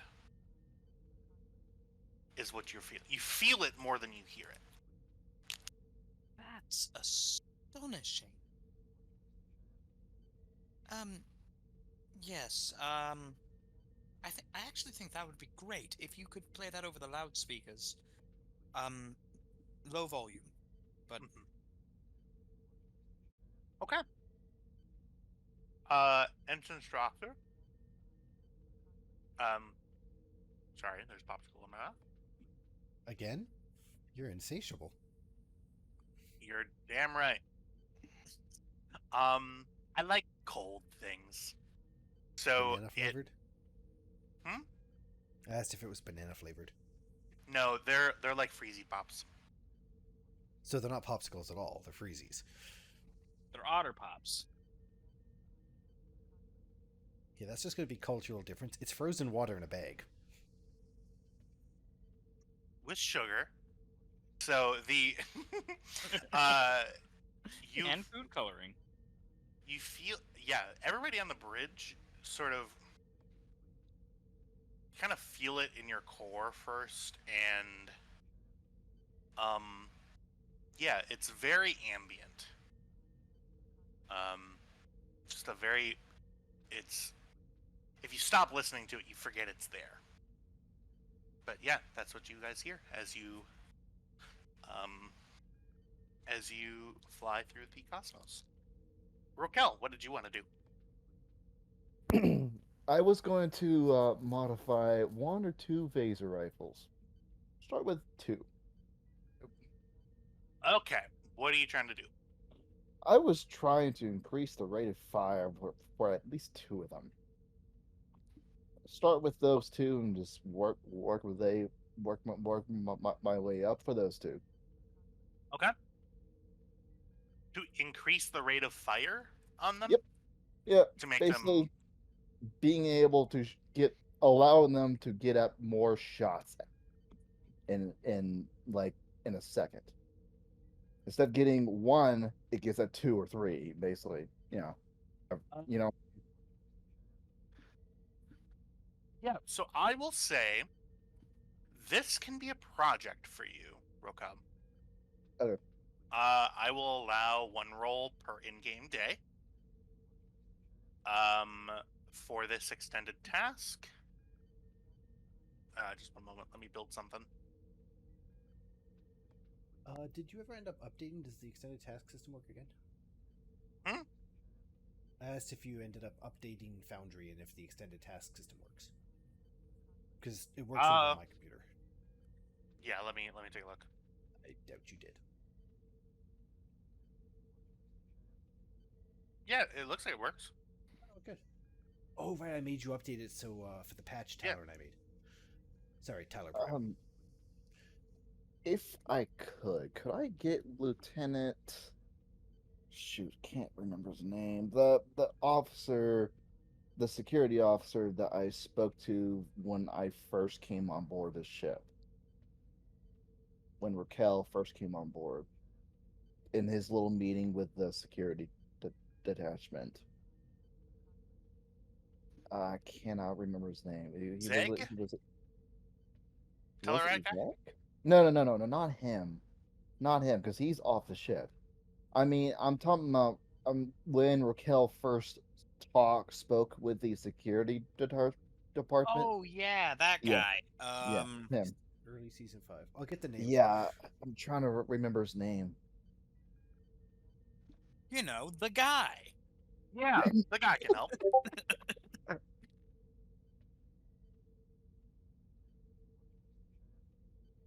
Okay. Yeah, so this is going to be since you're dealing with weapons, this is going to be control security. The work track is going to be 16. Magnitude is 4, and the base difficulty to start is 4. There will be no resistance. Okay then. All right then. So I will go ahead and see. I've already spent my determination with that other roll. Thanks, guys. You're the best. Let's go ahead and I'll give you 1 threat for 3 dice, and I do have a focus in small arms, so I'll go ahead and.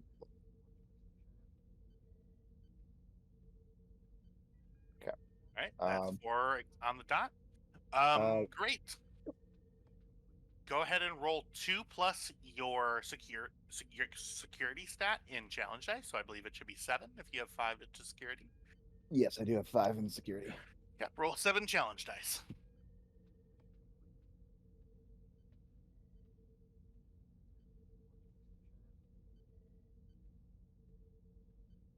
Okay, that is 1, 2, 3, 4, 5. That is a breakthrough. You do have the ability to re-roll, spending 1 momentum. Sure. And can I spend 1 for piercing as well? There's no resistance. Oh, okay. Oh, never mind. Just re-roll those 2. Awesome. 1, 2, 3, 4, 5, 5, 6, 7. Okay, great. So, 7 out of 16 completed on the work track. You do get a breach, so basically it goes down. You have 1 breakthrough out of 4. Okay, so you get to work. where exactly are you doing this work? I'll ask.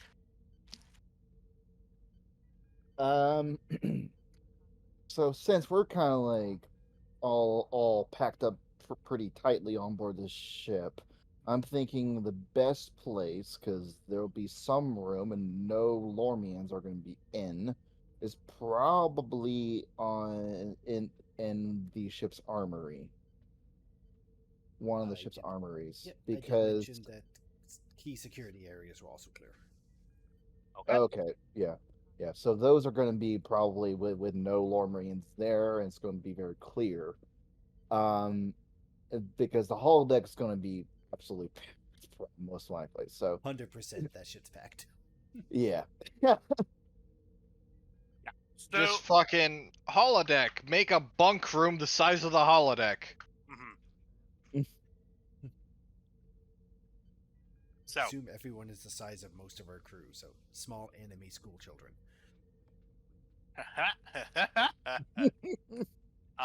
yeah. So you get to work. You grab one phaser rifle. You have a tiny little firing range for testing new weapons in the little security offices that you have. You get to work and you basically set up a little experiment. You start testing out trigger mechanisms, fiddling with power. You increase the power to one of these sort of devices. You see the dude, whatever his name was, comes up behind you and says, "Sir, The dude, man. are you huh? I didn't write his name down. Nowhere I can find. All right, Lieutenant Dude, Washington. That was his name. Washington." Washington. okay. Yeah, Lieutenant Washington steps up behind you and says, sir, I see that you are testing some new firing patterns for our phasers." Yes. Since you are far more familiar with phasers, I was thinking I could perhaps use your hand, and I don't want to mess with the stun setting. So Okay. I'm trying to increase the rate of fire on the rifles without actually having to mess with the stun setting or any Alrighty. other setting. Well, yeah, he gets in there with you, and you two begin working. That is your one roll for the day. Is there anything else Rokel would like to do? He will, after doing that, he will go ahead do some research on this Jaguar thing, because he is unfamiliar with this thing. Most of He it's has- probably classified. The Jaguar thing is classified. Oh, yeah. Probably. It's a Okay, prototype well that then- we just sent back to Earth with its designer. Gotcha. You find some basic layout information. You do see that Starfleet Corps of Engineers and Starfleet Security has flagged some stuff as it's marked as proprietary, but you know that in shipbuilding parlance that means we don't want people looking into it.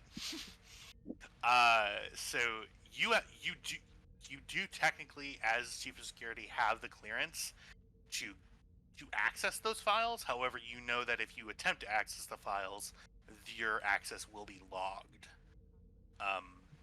by Starfleet Security and by the Starfleet Corps of Engineers. Right. All right. He will not try to access that because he is a KDF guy and he does not want to ruin his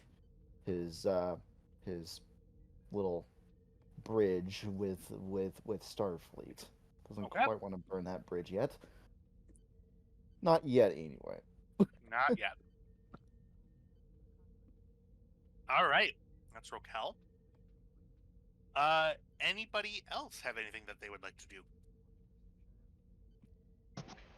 Nothing Whittier's comes to just mind. going to be peppering the Lormians with questions about their history and uh, uh, societal structures and things like that, just to get some information on the on their on their species.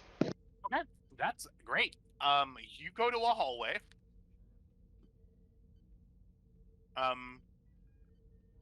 You see the mood in the ship is getting better and better the longer the day goes on. You see that at the end of a hallway is a slightly shorter than average Lorman. What you would venture a guess to be like an older adolescent, like teenager. You see that they are looking out one of the windows that are front facing but to the side and just watching the star, sort of the energy pattern of the warp bubble zip past as you walk up. I take it you've never been to warp before.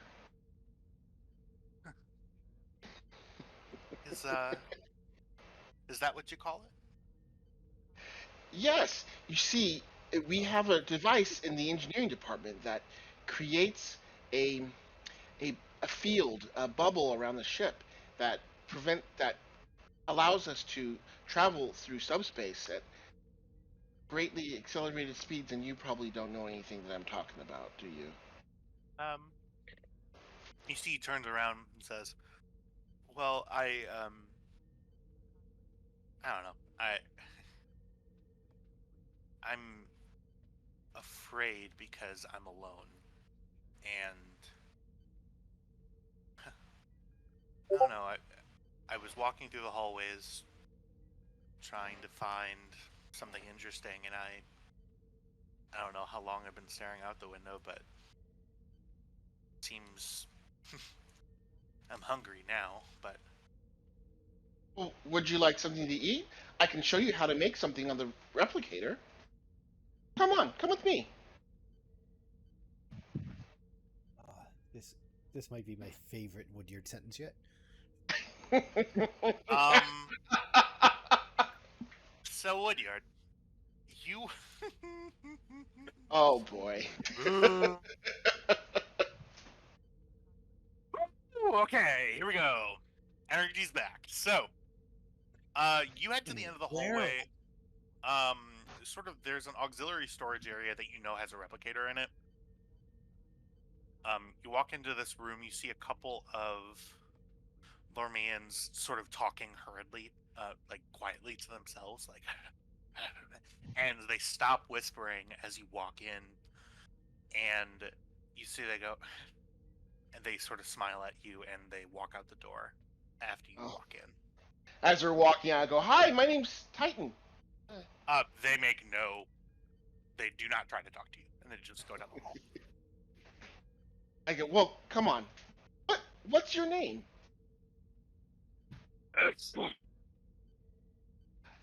How about I just call you Heh? Give me just one moment.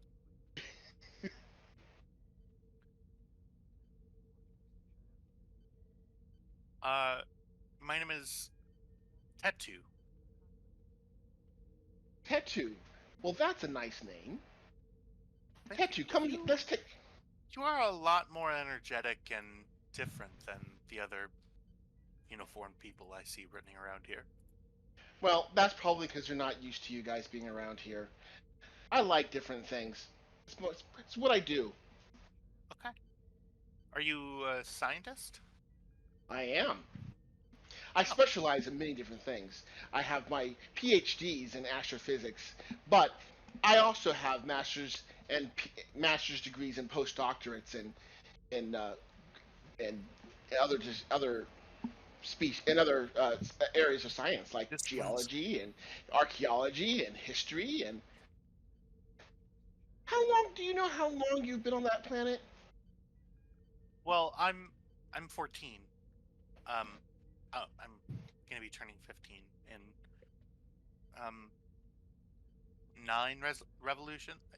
nine rotations. 9 days. Hmm. I At what age do you consider yourself an adult? well, um, Does adulthood confer any special benefits, any special privileges that adolescence does not? I that's a very interesting question. You see that he's just looking at you very, very like inquisitively, like kind of like you're like walking by a zoo exhibit and seeing like an animal that's doing weird stuff. Let's get you something to eat. Okay. What do you eat? Oh, we eat well, we don't eat meat, but we eat stuff that grows. Plants. Plants, yeah. All right. Computer, please give me a large mixed vegetable salad, please, with tomatoes and onions and alfalfa sprouts. Why do you hate this kid? Um, Out of all the vegetables and one fruit you could have put in there. No one warned Titan about the replicators going. It doesn't matter. Titan, go ahead and roll a D100 for me. I honestly Damn. thought that the replicators only did that if I was in the room or they were one of my rooms. I actually only thought that it was the captain's quarters, to be I honest. thought it was Tyler, specifically which the number ready is room. the one that makes a perfect copy of the person's head that can talk? We don't use that one anymore. That was off a different table. Sorry, is that a 4? That is a 4. And you know what?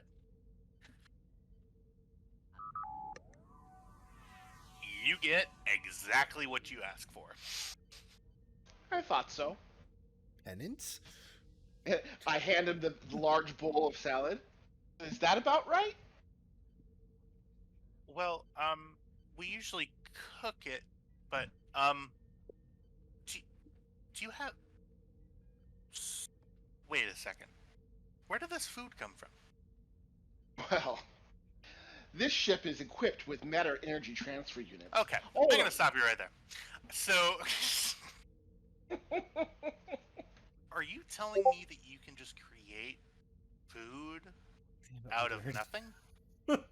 Well, I mean, it's not out of nothing. We transfer energy into matter. Okay. Thank you for this. I hate you so much right now. And he's gonna slowly back away. So I'm guessing the Lormians hadn't figured out general relativity yet. Yeah, they don't have matter energy conversion. What the fuck? Well, I mean, They like, barely have radios. they also have anti-grav skiffs, so their level of Fair. technology is a bit anachronistic.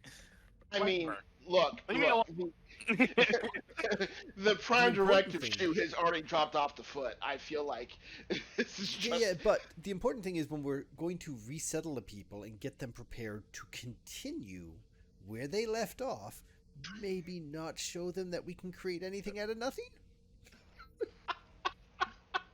The kid takes his bowl of sad vegetables. No dressing. Had vegetable. Yeah. Hey, no dressing at all. Nothing. Not even like a raspberry vinaigrette or anything. Damn it. Nothing zesty at all. There's Nothing no zesty at all. It's only raw vegetables. Not even really prepared or cut anyway. Just and alfalfa seeds. You're right. Sprouts, not even seeds. So, Alfalfa sprouts are actually pretty decent. They got a good crunch on them. Yeah, I but love like alfalfa. it's just a okay. So do So- bell peppers, but they come I have a with flavor. question. I said, Yeah. so, would you mind answering a couple of questions? I really want to know a little bit about your culture. Are you ruled by a council of adults or elders? I just go to school. I don't. What's your Kinda form of being an law insinuate, dude. enforcement?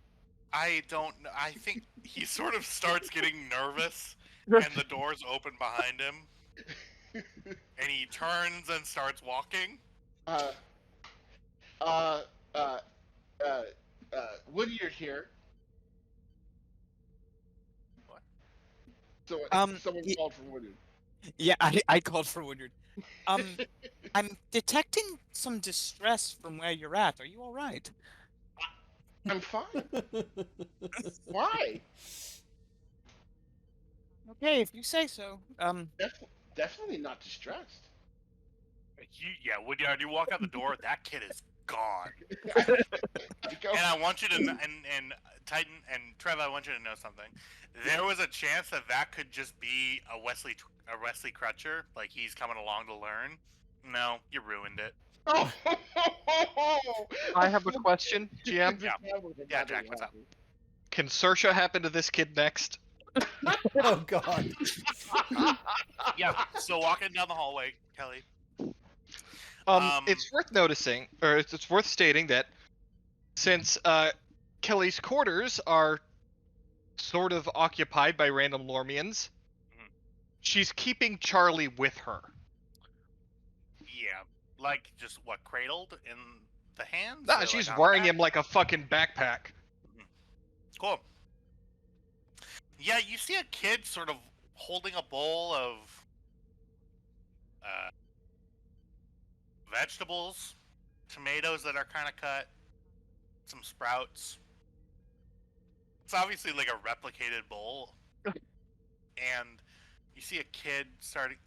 He sort of looks at you with fear in his eyes. Are you gonna ask me a lot of questions? Most of my questions I have right now are about what happened This is about to leave this is about you in possession with that. She just gestures vaguely at the salad. Woodyard, you come screaming up behind him. Woodyard chase after the kid. Yeah. Yeah. Wait, I have more questions. I have just a couple more questions. Oh. The kid looks at you, Kelly, and goes, "Please hide me somewhere. I don't know." He just keeps. I don't know She what's just going like on. ducks this kid into like the nearest side room, and looks like she's running diagnostics on Charlie now. Kelly, make a control security roll, difficulty 2 for stealth. There he is. All right. Control security. You know what? I'll give you a threat for a dice. You.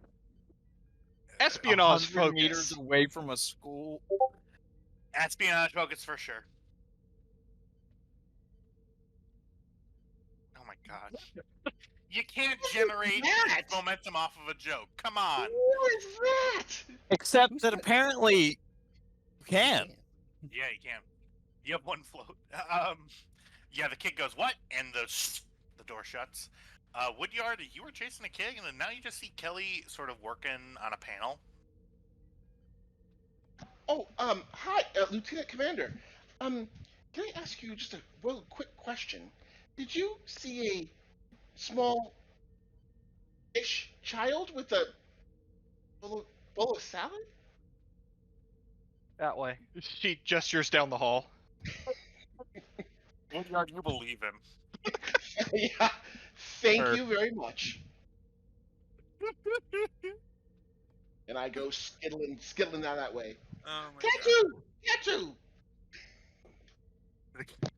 The door, after a moment, door opens.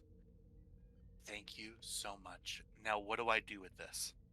Well, let's find a replicator and turn that back into generic matter and get you something actually fucking edible. Because I've had Lormian food, that ain't it. Yeah. We just do a lot. Is this considered edible by you? Like, in the most generic, broad sense, is this? It is technically edible for sustenance. It's not cooked. There's nothing on it. There are some foods that are eaten raw, but I agree that is just this bad bowl of plant matter. What's that hanging out of your pocket? What is hanging out of her pocket? A loose gummy worm. Oh, it's a gummy worm. What? He sort of looks at it. It's the one Pulls with it the out. super sour crystals on it. Well, Subpar, but acceptable. this shouldn't be toxic to Lormians. Lormians like acidity. And She pauses and she looks at him a moment and goes, I should get you some warheads. The candy. the candy. Okay. Yeah, it is a disc of fruit flavored hardened sugar covered in a very sour powder. Ooh, that sounds really good. Yeah, right? Come on, let's find a replicator. Okay. This guy, the tattoo immediately melds with your vibe. That's worrying, because that vibe is chaos. Yeah. Yeah, it's Oh, by a the way, teenager. That makes perfect sense. This is Charlie. He's harmless. What do you mean? Oh my god! The spider head just... Is that a robot? Yes, it is. I How built did him you and programmed make him that? myself. Well, That's a complicated question, I realize. yeah. I Just to say, I'm really good at making things. he's wearing sort of a tight fitting not really like a jumpsuit but like tight fitting clothes with sort of a large over like a dark green with black striped cloak. He reaches inside of a pocket and he pulls out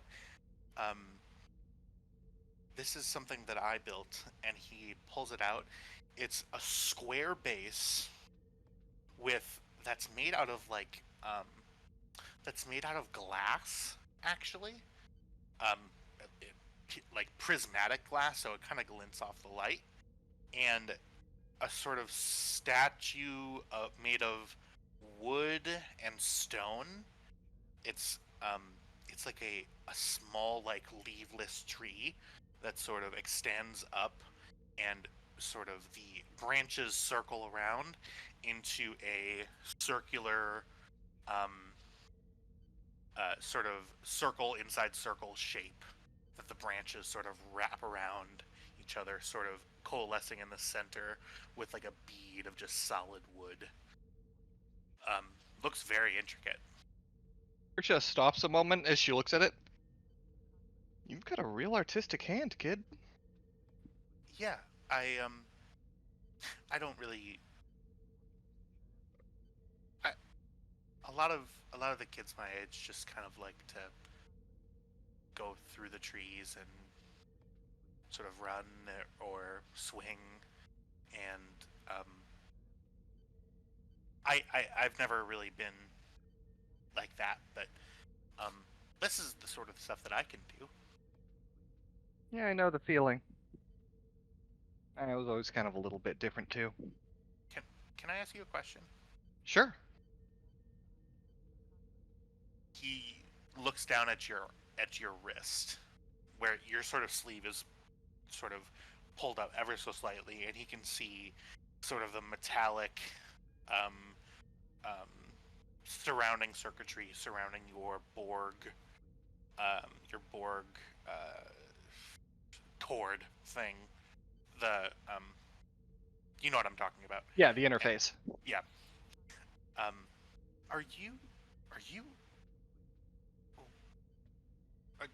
Were you made? Well, yes and no. I was born with all of the organic bits. None of this. She kind of pulls down her eyelid a bit to draw attention to her eye. Whoa. But, tell you something about space, kid. It is beautiful and majestic and breathtaking out here. There are wonders that will blow your mind. But here there be monsters. And one of those monsters did this to me. I was lucky enough to escape.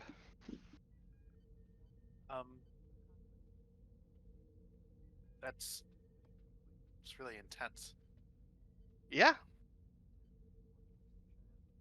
But you got better, right? oh yeah. And honestly, as traumatic as the experience was, it has allowed me to do things that I could not have done otherwise, including help save your world.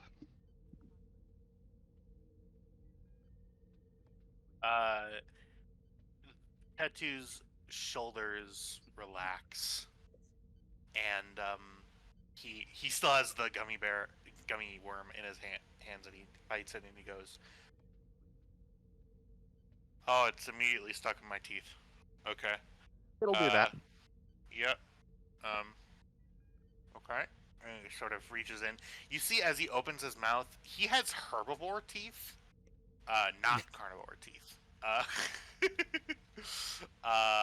Sort of. I wish I could explain it, but Now explain to the sort little of- child that was made out of bone. yeah. So he has. You get a quick look of it. A lot more molars than really anything, and sort of, not like buck teeth like squirrels, but sort of shaved and thicker front set teeth that sort of protrude out, slightly, but are fully covered by the humanoid lips. Yeah. And don't worry, it'll dissolve. Oh, man, I wish it was more sour, but Like I said, warheads. warheads. And he smiles, and you guys continue along the hall. Alright, so here we have a replicator. I'm judging you've already seen one of these things work. Yeah. So I'm assuming so if it got generated from that, I'm assuming if I put it back in and you say something, it'll go back up, right? Exactly. Okay. Now go ahead and put it in.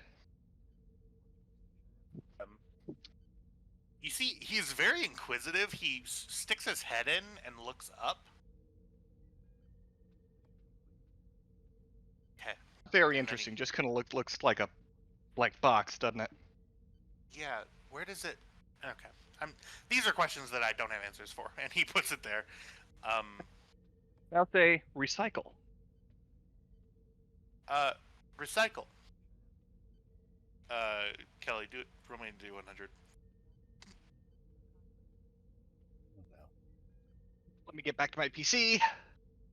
I got you. Okay.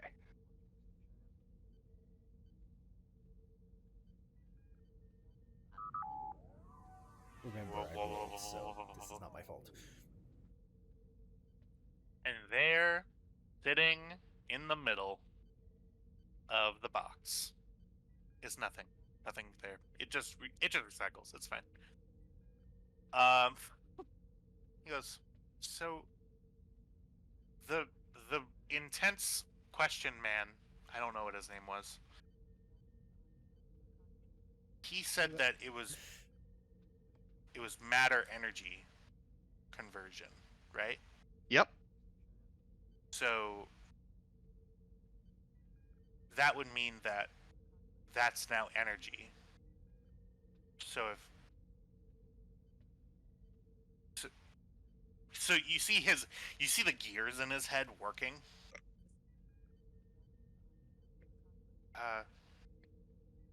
Where do I learn about this sort of stuff? About the specifics or the generals? Both. Starfleet Academy.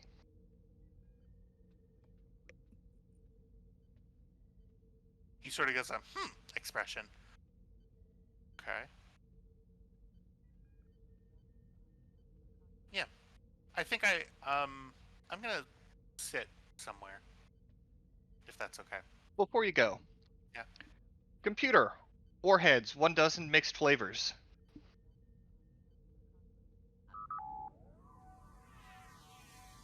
Nuclear, make it- hydrogen, You just want me to go on another neutron. Gives you a box of grenades. It knew. These are out of Kelly's personal replicator files. So I'll say we can go past the roll. Okay. Which one is the most sour? That would be the lemon. Oh, that's Jack. That's just wrong. But okay. I think it's black cherry, isn't it? Right, guys? Well, No, agree. So the black cherry warhead is the strongest, but not the most sour. Blue raspberry. It's just Like- sour the whole way Well, through. Trev, you were around Yeah. when they were invented, so why don't you tell us? That different type of warhead. There was a Yeah. movie about the I warhead was he's worried around about. when the atomic warhead was invented. In 1943? What the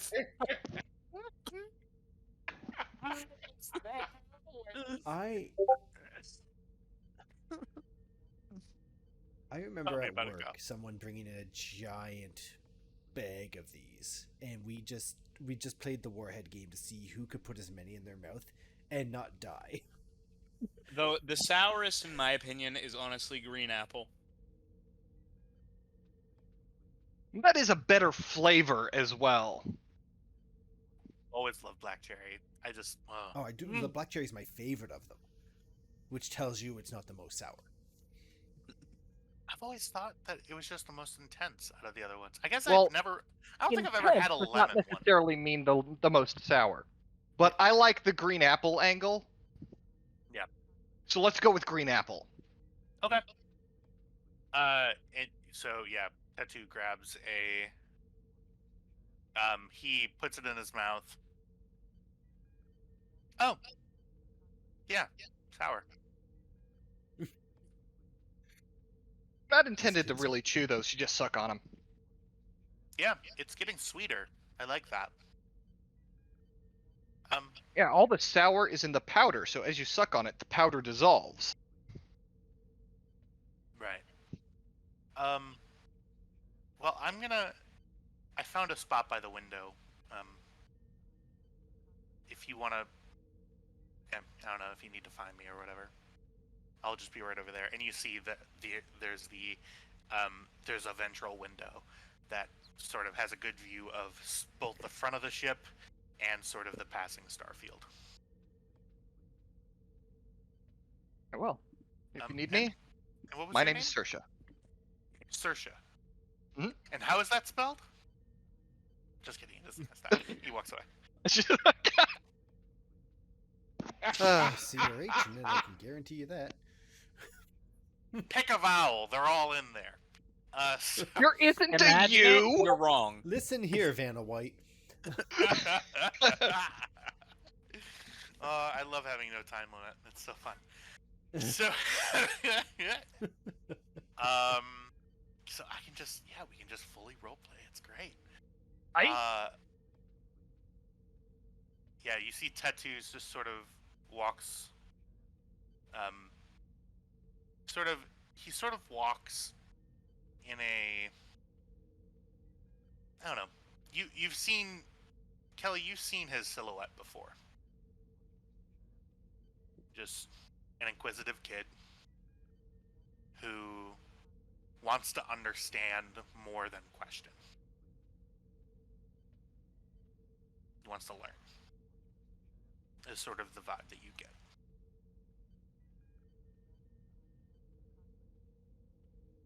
That kid's gonna be holding a wrench someday.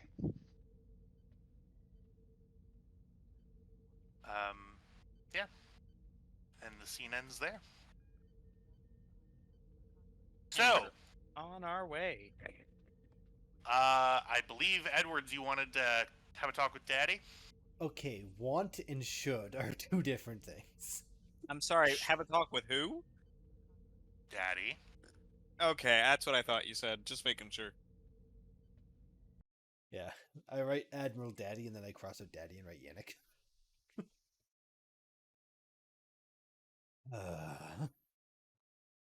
You sit in your ready room. I prepared for everything but this. Should I Just be in as this things meeting? You're Or no? welcome to be here, but I'm just gonna be in the chair just cause I gotta be there for this. Okay. You're not going to be in this meeting, Hagen? I'm in the I'm in this chair, kind of just Okay. out of frame, just offering moral support. For sure. taking notes and blackmail for later. All right. So, you open a channel. You initially get some D6 Fortitude staff on the phone. You see a red shirt, looks up and says, this is D6 Fortitude. Hey, Hendrix, can you get me through to Admiral Yannick, please? Absolutely, Captain. I'm assuming that everything went well on the Lormian homeworld. More or less. We're on our way back. Okay. Admiral Yannick? Yeah, I had them. For sure. Putting it through now. And appearing on the screen is Admiral Yannick. Admiral Yannick, once again, balding head, height, slightly graying beard, What? slightly pointed ears, his red uniform pulled down and crisp. He has a cup of coffee in his hands. Captain, I am glad that I am talking to you now. From what we see here, looks like the area of distortion has abated. So I'm assuming there's good news. Yes, we managed to stabilize the my computer, which naturally dealt with the subspace issues. Turns out the Varonk were trying to, as we suspected, infiltrate our reality, but that's all sorted. On the other hand, the Lormian homeworld, Organ 3, is still very much going to fall out of its orbit unless someone sits there perpetually hitting a button, basically. Like that old Earth show of some island with a button. Admiral Catch Yannick with says, mouths. The show. Admiral Yannick looks at you and says, well, I'm assuming you assigned some appropriate personnel to monitor the station. Yes, I've got a team down there. They're going to keep there for a little bit while we try to find a more tenable solution for the Lormians. I've got a number of Class M planets that might work. One diplomatically is annoying.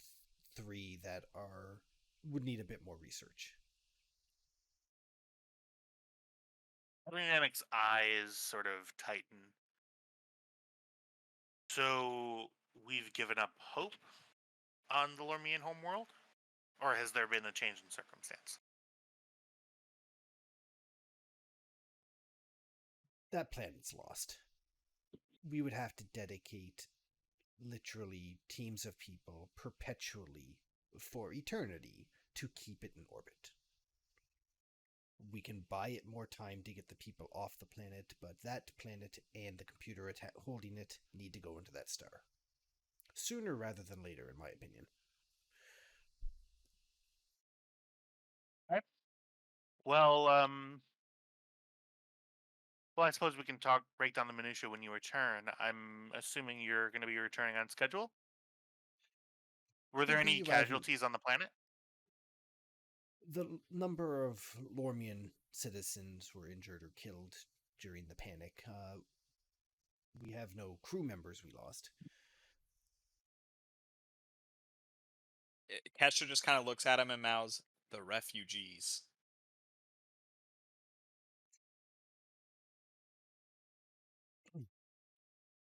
Hypothetically, Admiral,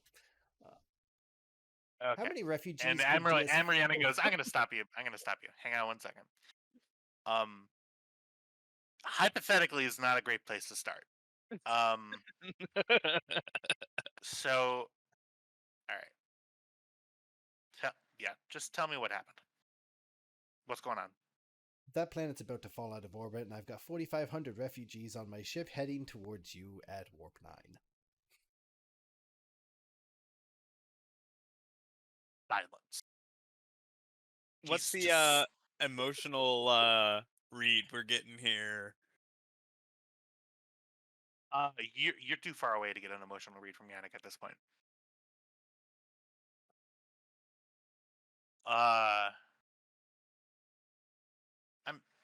I'm sorry, Captain. Did you say? Let me just confirm, because I might have misheard you. Did you just tell me that you not only you save the planet? That's great. You have 4,500 Lormians on your ship on your way here, and you didn't ask you didn't let me. You were 18 hours away by our estimation.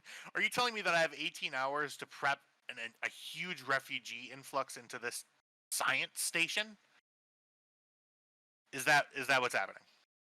Yes, sir, it is.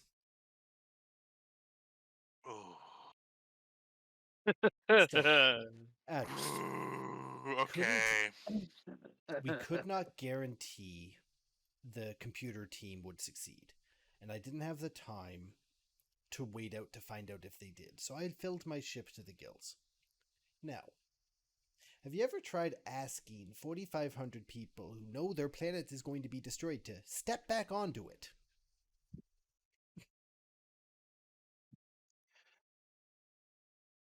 His eyes just close. Hester gives a thumbs up. Right now, the Lormians were ready to take the hand out of any spacefaring race that came across them. They were dealing with the Orions, for God's sakes. The Federation and Starfleet look amazing in their eyes right now, which I know is not the... Honestly, who cares what a bunch of pre-warp ferret people care about? But we're going to save them. We're doing it. We've got time to save the rest of them. This will be our opening salvo once we find a planet to stick them down on. I've got a number of choices. We can start diplomatically with the Klingon side of things, but there's 3 out in the Shackleton I want to take a gander at, probably a week per to do a decent survey on each, and that'll still give us 2 months to get the other 250,000 Lormians out there. But the 4,500 we have here, we need them.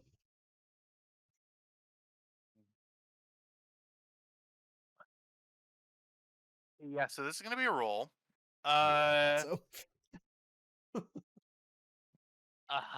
So I want you to tell me how confident Edwards is in this line of logic, of this line of reasoning. Oh, Edwards is a phaser jockey. He is 100% confident in his small amount of logic. Can Hagen assist in this? Because she can kind of like... I think Hagen Kinda went and replicated popcorn. Hagen's been like being like, yeah, good job. Yeah, so We'll make a this diplomat out of you yet. we would need more. We would need Kestra to be an actual participant in the actual briefing of the admiral in order for this to work. Like, yeah, sure, it's nice that, and it's gonna be an advantage that Kestra's like, yeah, you got it. Okay. So Come on. give me. More importantly, Yeah. Edwards doesn't have to be all that confident in his line of logic because you know his core is I'm forcing the Federation's hand. So he's as confident as Yeah. he needs to be. Because he knows he's going to get in shit for this and he's okay for it. Yeah. All right. So with that knowledge, then I will say I take back the last 3 sentences. nope. So with the knowledge that that Edwards knows and is doing this for the purpose of forcing the Federation's hand in this. Go ahead and give me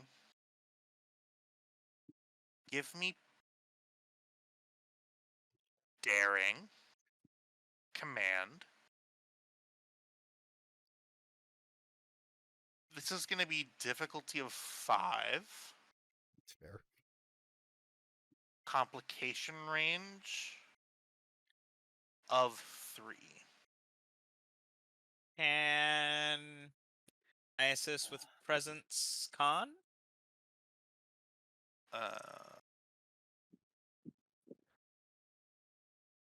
I will allow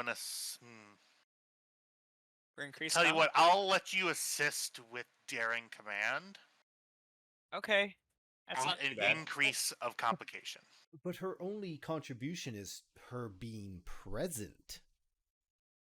That's true. Presence con, then. Yeah.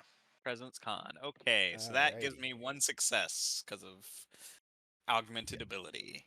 Cool. Does that apply to assists as well? It applies to any roll with presence. Cool. I am Remind going me to house s- rule that after this, but okay. I am going to That- cite my focuses of diplomacy, gambling, and Starfleet protocol because I know the protocol and I'm gambling that this is going to work. But because my of it, it diplomatic does efforts. increase my comp range by 1. I So- hate you. So this is now diff 5, comp 4. No, comp Main for roll- me, not for Edwards. Yeah. So it's diff 5, comp 3, daring command for Edwards with a comp 4 assist by Hagen's presence con. With a focus because of natural coordinator. Don't roll. I'm not looking. Sorry. I have not seen the result. Yeah, I do have to get rid of that because Yeah. it needs to be after. Because I still have a Yep, bunch yep, of things I've got to buy. Okay, cool. So, focus. Any of those 3 I listed apply? You said gambling, Starfleet protocol, and diplomacy. And diplomacy. Like, I even gave a sentence that cited all 3. Diplomacy, probably. This is definitely a diplomatic effort, deliberately skirting the rules of Starfleet protocol, and I'm gambling that this is going. And you're gambling on it. Yeah. So Yeah. I will on that logic. I will provide you a focus. Okay, good. Now I'm going to cite a value I haven't cited in a while. Rank doesn't equal right. For all intents and purposes, as far as intergalactic rules are concerned, I'm low on the totem pole. Yeah, But I'll take that. that's fair. It would be And I'm going- intragalactic, but yes. Yeah, fair enough. And I'm going to No, buy no, up no, to no, no, no. 4 dice with threat, so you 5 get threat. another 5 threat. Okay. With that 5 threat, Who's ever been I'm touching my increasing- momentum pool, leave it alone. I am- 6. It's pretty... I am spending to increase the complication range to 5 for the primary roll. That's so mean. Yeah. Is it diff the 5? same for me, or is it... No, Oh. you still get diff 4. Okay. Yeah, comp 4. Okay. Diff 5, comp 5. Edwards. Don't. Mechanically, is this the current mission or the next mission? This does not have a mission attached to it. This is starting the next mission. I'm not using this that early then. Yeah, he's not going to turn away 45. I'm just going to get ripped a new one if I lose this. I'm okay with that. Send it. Re-rolling the 19 because it's scary. It's red.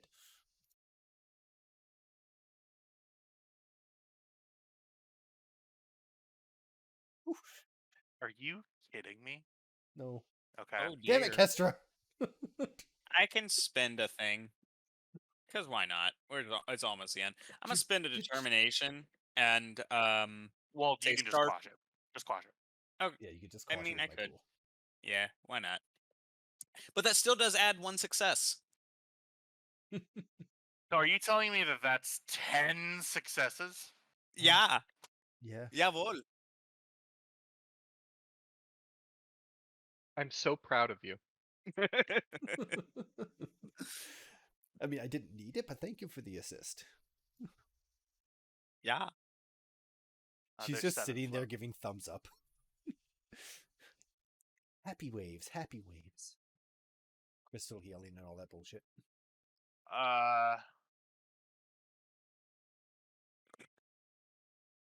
Fuck. I'm so sorry, Yannick. I have Admiral less hair Yannick. than you, which means I'm right. Admiral Yannick looks at you for a full minute.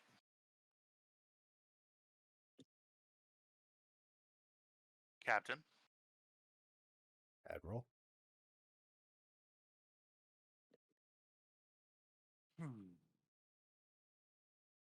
Officially, I would have loved a heads up. Unofficially, well played, Captain. I'll see you when you get here. We see you in 18, Admiral. Well, that could have gone worse. Yeah. I mean, he knows exactly what I did. And You weren't exactly technically, trying to hide it. no. And the subspace fuckery pretty much means I couldn't communicate with him anyway. You'll find no argument from me, Captain. Oh, that's one problem solved. Both the Varonk and the Mai continually refer to me as the Arbiter. Not entirely sure what that means. Thought I should bring it up. Yep, okay, we'll add that to the list.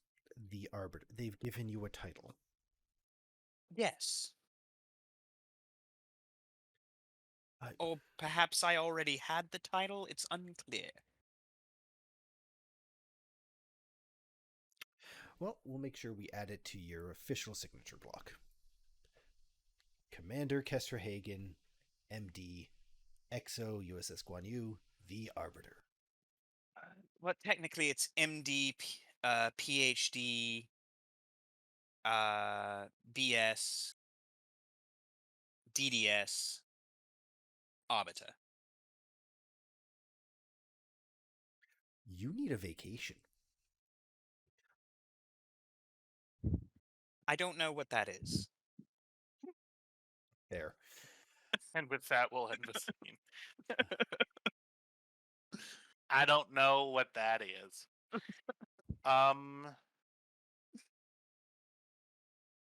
When did Kestra become country? I missed that episode.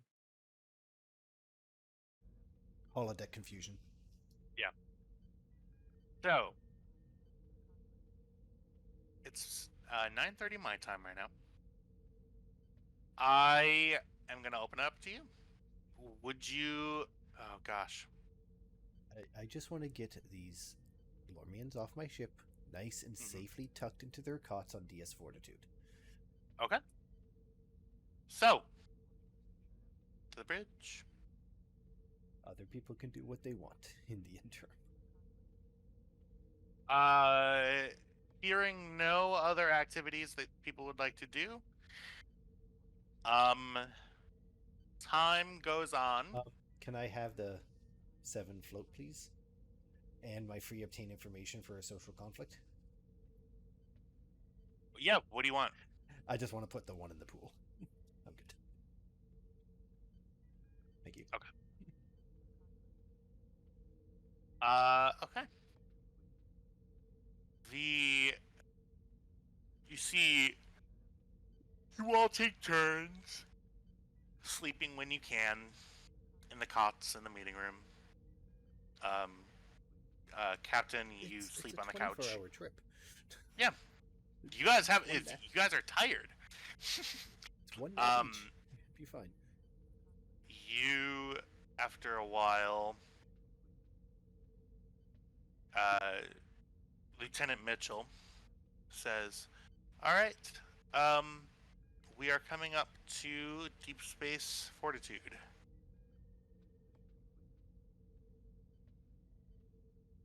How long? Big yawn. Sorry. No. Over here. And you warp into the system. You see D6 Fortitude, a sight for sore eyes for some of you. Floating there above the gas giant. And you all come under the sort of idea that, okay, well, it used to be a very sparsely populated station, gonna be pretty heavily populated at this point here. So, Captain, we're getting hailed by D6 Fortitude. On screen. You see Admiral Yannick appears on the view screen. Captain, welcome back. Stations never looked so good. That's good. So, we have finished some construction that has been left over on the extended living quarters. Of course, those are going to be situated for large family groups to be able to stay together. Other than that, we have taken apart a full runabout and have cleared runabout pad 3 for refugees. We have been constructing cots and living quarters and making sure that showers are accessible for everyone. I have been preparing the ship's level of food and replicator capabilities.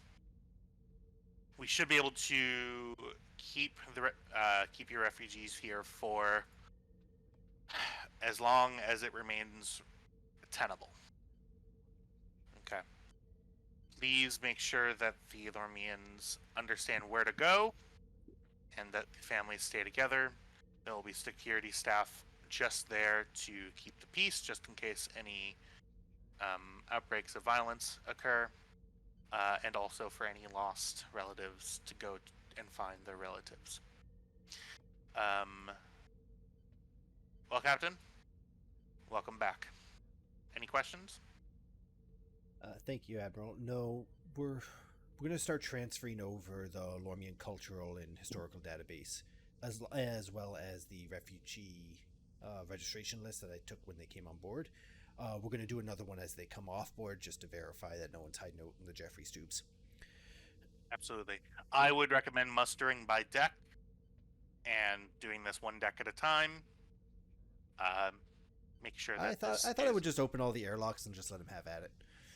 You know, and that's what I thought too, because we're all about efficiency, but I figured we may as well play it above the chest this time, you know what I mean? We'll take our time for once. Sounds good. D6 Fortitude out. I will meet you in the docking ring, Captain. See you in a bit. Ensign Strasser. Yes, sir. Shipwide hail, please. Channel open, sir. Hello, everyone. I'm happy to report we have arrived at Deep Space Fortitude. Now, disembarking will take a bit of effort and time, but note that we're all going to get over there safe and we'll get you situated. Any families that have been mixed up during the load and unload and the last day, we'll get you all teed up again. We're going to do this systematically by deck, so please just wait out and we will be with you in time.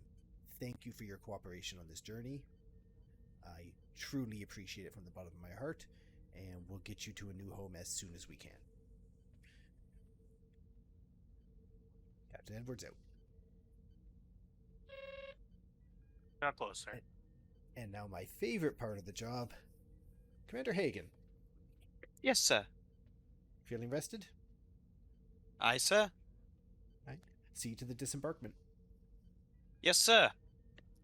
All right, everybody. Places and positions. You all know your jobs. and I head off to oversee that. I love that Yeah. his favorite part of the job is delegation. Yes, and now I'm going to Hagen- go to my fucking office and do my least favorite part of the job, which is writing up petitions. Kerman Grist goes, Are we preparing for a Broadway musical? Everybody to their places? Anyways. Follows. You heard her, Truman Grisk. Yeah. You heard her. 5, 6, 7, 8. And and an entire musical episode occurs. we do the Hello, tap ramen line noodle. from The only question is it a consensual musical, as we've recently discovered that non-consensual musicals are in fact possible. Please no. Make 'em laugh. So, Hagen, alrighty. You are coordinating the disembarkation. Oh my god, why am I so tired? Go ahead and give me Presence Command. Difficulty of Presence. 3. Command. Okay, I'm gonna give you 3 threat for 2 dice Cool. because I have bold command now.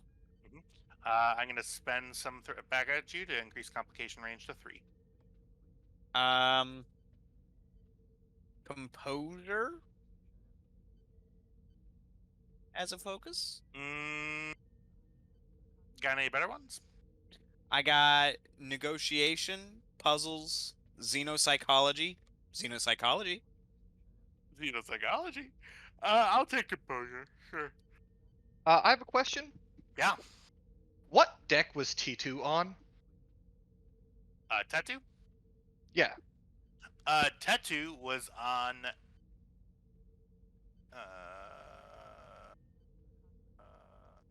That's a really good question that I actually don't have the answer for.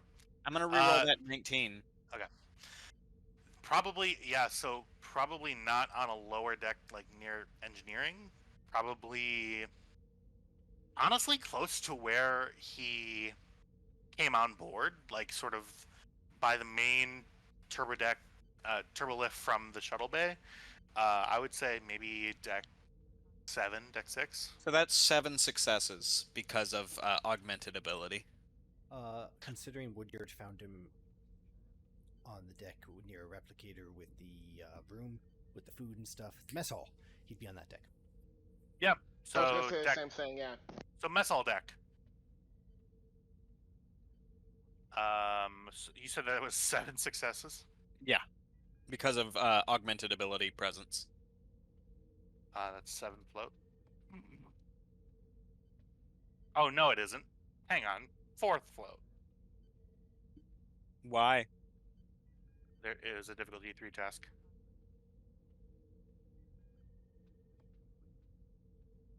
It was a difficulty 3 task. Oh, yes.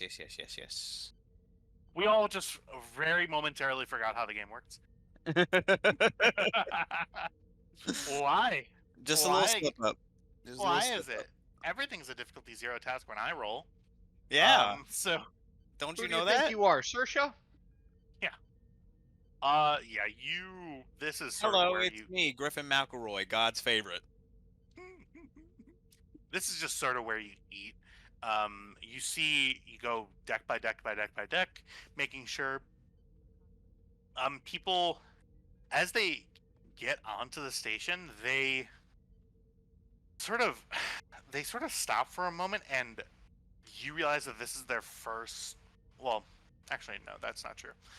The gravity is different, slightly. Just different the way that it's generated versus a ship versus a starbase. They sort of get used to that, and they make their way. You see a bunch of red and yellow shirts are ushering them towards their areas. You see a couple of large families pass along with you. Some of the kids just sort of looking up as they move. And I'm just like the whole time just guiding people like this way, everyone please form orderly lines. Please, no pushing. And yeah, you see that at the beginning there were people who were pushing, but you kept saying no pushing, and that helped. I mean, and kids. yeah, for sure. You continue moving, and you, as the sort of last couple of decks are unloading, you take a stroll over to the runabout area, which is about the size of your normal shuttle bay, I think. Mm-hmm. Around that, you see that the people who are sort of congregated there, they're all sitting, sort of facing sort of inwards in a circle. There's an area blank in the circle, and they're all just sort of they have their legs folded. They are holding each other's hands, and they're slowly rocking back and forth. You see somebody in the middle who you recognize as Minister Bakek is leading them in some sort of he's speaking, but it's you don't understand what he's saying. It's the translator is not picking it up. So kind of like a Mongolian throat singing kind of deal, or No, he's speaking in sort of a very like upbeat tempo. You see that at one point they stop rocking and all look up, and he begins talking. The translator at this point begins translating again. He goes, "We are far away from our planet, away from our soul trees, away from the joys of the world that we have cultivated, but we will endure. We will one day find a place where we no longer need to be afraid. We are in a place of safety, maybe not comfort, but safety. We are surrounded by people who, in their best interests, are willing to help us." And you see they all bow their heads, and they're Kestra looks down at yeah. her pad and just types in retrieve soul trees. Also, find out what are soul trees.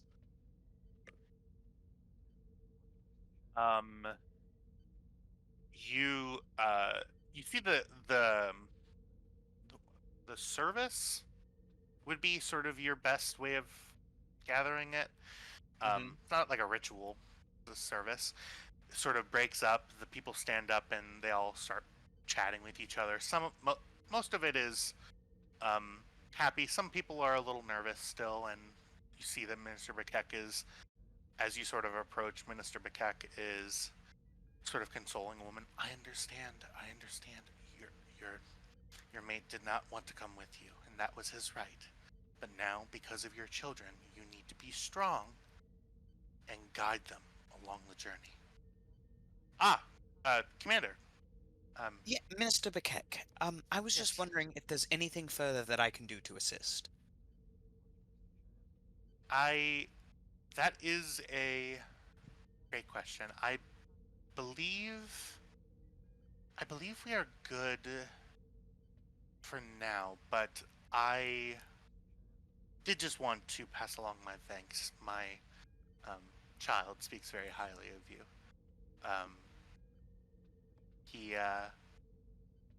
He seems to have taken some sort of a liking to you. Actually, there was something I needed to discuss with you. Oh? This is the one that we... this the, The Lormian youth Oyana. And Is- Minister Bakek. Anya. Pronounce Okay, words, I write so them down. these are the original two that we saved, not the Yes. one we just brought.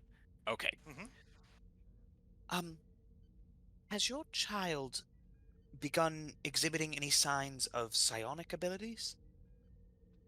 You see that his demeanor changes from egalitarian, very like friendly to a quiet seriousness.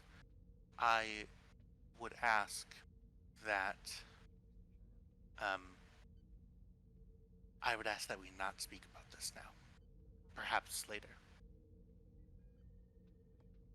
All right. To answer your question, he For a while, we have known that he is a different child. He does not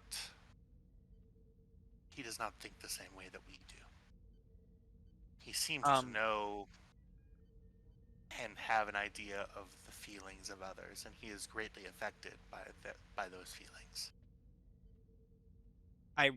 He hears in his head while Kestra is kind of like changes the subject verbally, just talking about general, how's everybody settling in, that kind of thing. In his head, he hears, I may be able to help if he needs it. The minister stops talking mid-sentence,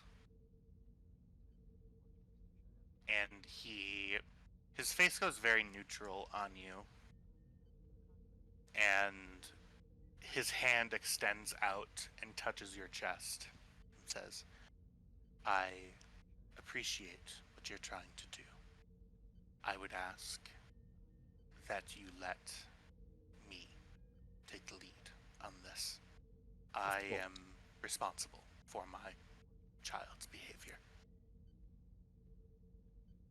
I understand completely, sir. I'm not trying to interfere in the way that you raise your child at all. However, I would say that I know what it's like to be different. Commander, I consider the matter closed. If you'd like to speak on other subjects, I would be happy to, but now I would like to tend to my people. Of course.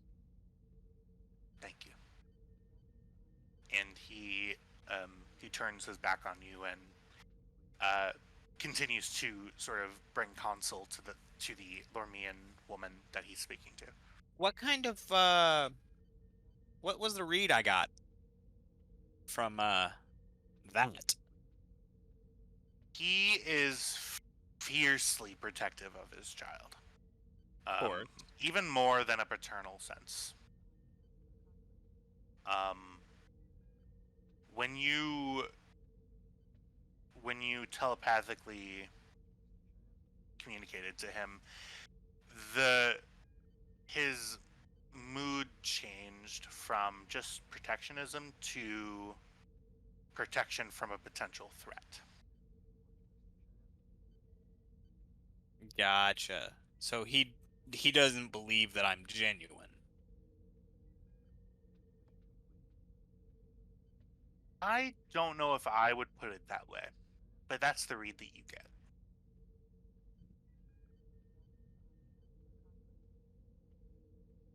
Seems afraid. We downloaded the entire Lormian cultural database, yeah? You downloaded the stuff that you could find of it, yeah. I assume the stuff that we could find of it would include, like, more recent news articles, op-eds, that kind of thing.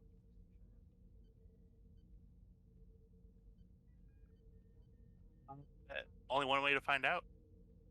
I access my pad and I start going through the Lormian cultural database looking for recent stories about the psionic children and what the general opinion of it, of them is. Yeah. Bed. Yeah, as you begin reading, Captain Edwards, you walk up. Oh, I do know. Commander? Captain, how goes the disembarkment? Disembarkment went fine. Everyone's okay. Could you come over here for a moment? I needed to speak with you really quick. Here, come here. And I'm gonna pull up any articles that I can find on the psionic children. There is no mention in the sources that you are looking for of anything to do. Nothing at all. No public opinion pieces. Nothing.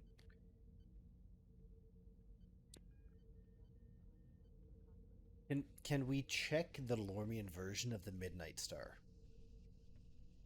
Tabloids, literally anything. I'm not even looking for credible sources at this point. Just any mention. There is a vague mention in a not very popular well, that's not the way to put it, of a very small publication um, that you see uh, often is um, opposing the government of the day, that mentions the growing of psionic potential in Lormian culture and what that could do to Lormian culture as a whole. You look through that article, and I'll actually tell you because you're sort of getting to the area that's interesting about it.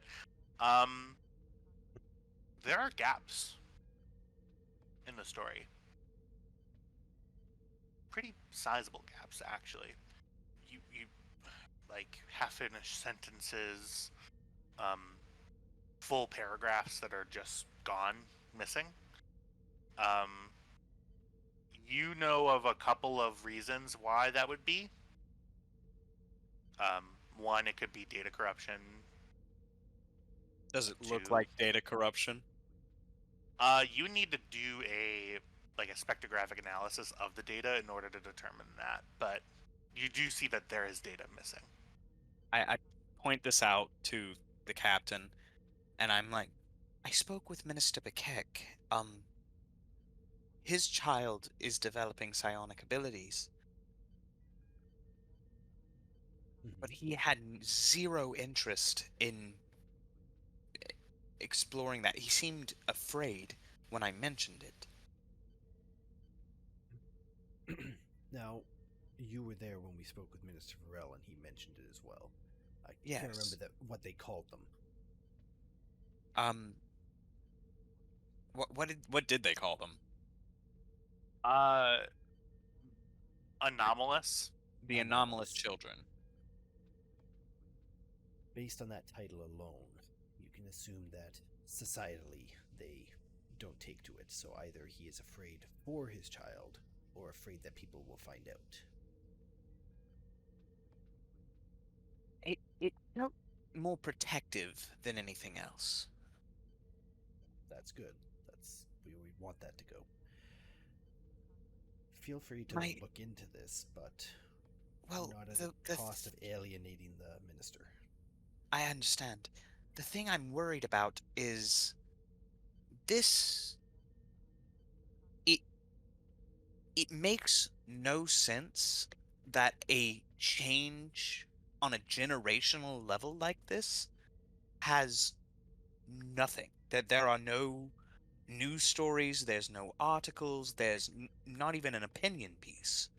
The only thing I could find is this, and it's missing half of the data. Something doesn't smell right here. Oh, of that you're absolutely correct. Seems like you found a little. You mystery see to the take care of. Ferengi is sort of creeping up on you. What are we looking at?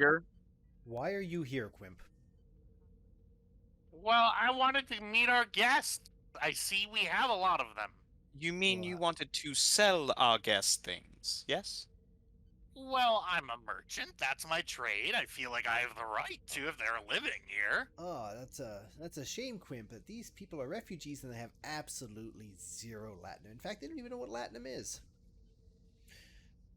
Huh. That's not in the welcome pamphlet?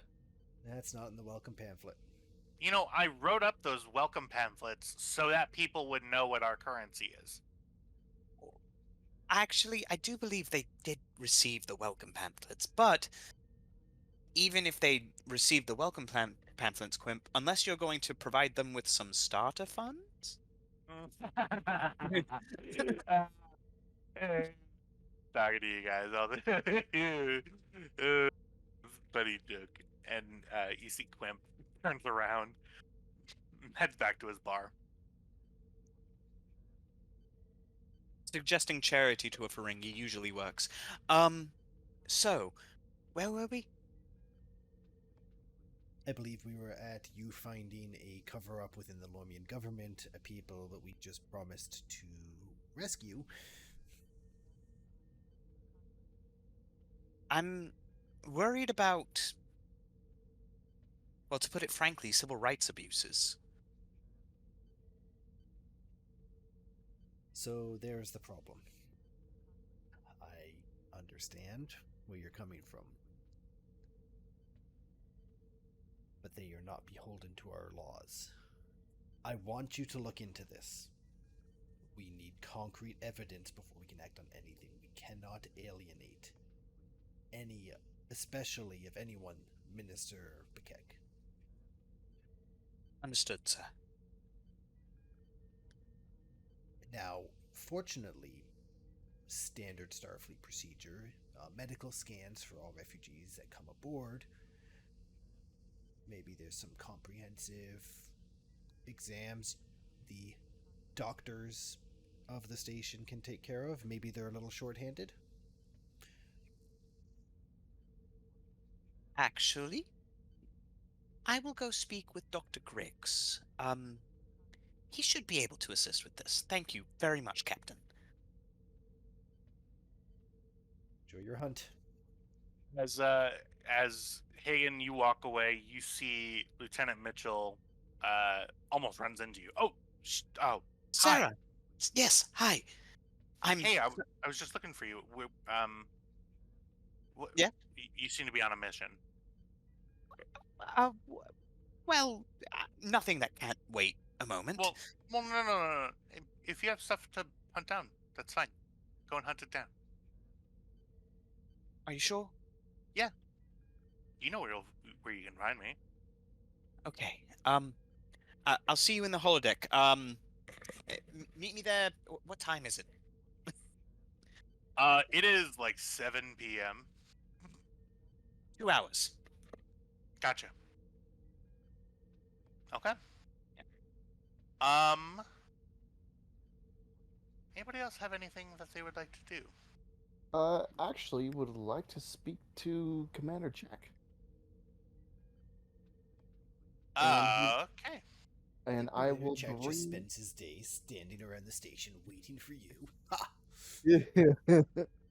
If he's on board, that is the station. Raquel Yeah, will you also. actually did. Unfortunately, you do notice that his Klingon bird of prey is actually not at the station at that point. Okay. Sorry.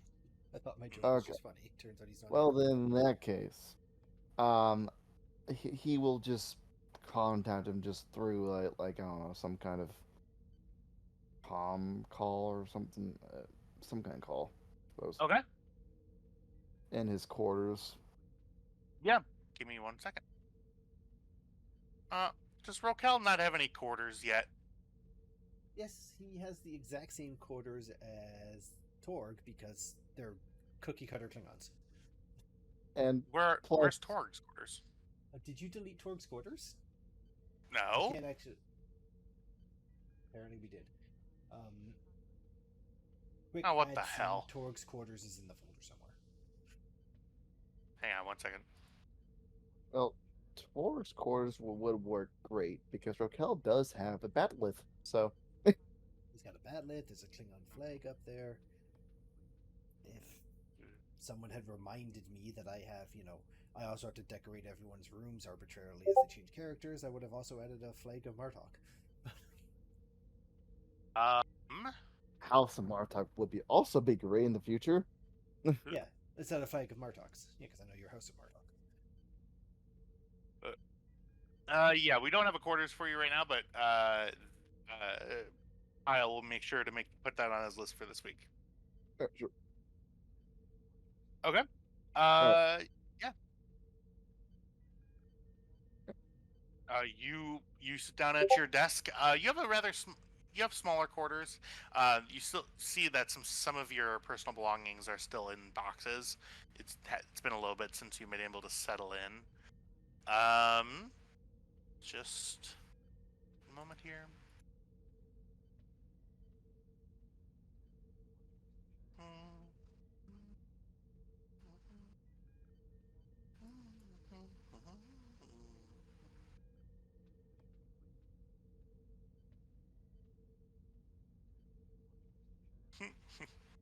Yeah, Generic Klingon we're token. just kind of like floating in space.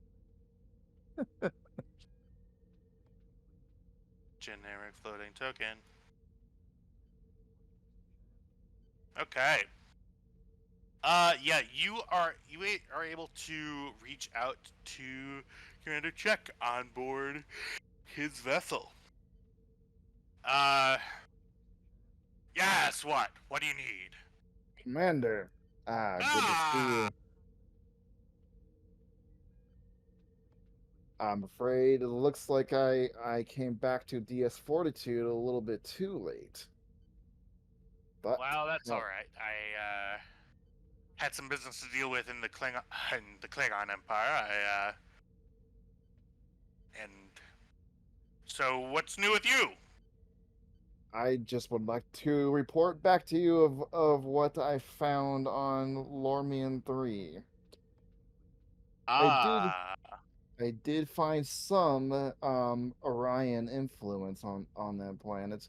He takes the Orion disruptor rifle that he picked up from Organ 3 and shows him the rifle. I see. I killed one of them and took this from him. But You're however, Orion, not a planet? there was no Orions found on that planet. Oh, But I killed one of the Lormians who had them. well, it's But always good to get a trophy from battle. absolutely. I got one from the Dominion Jim'Hadar too.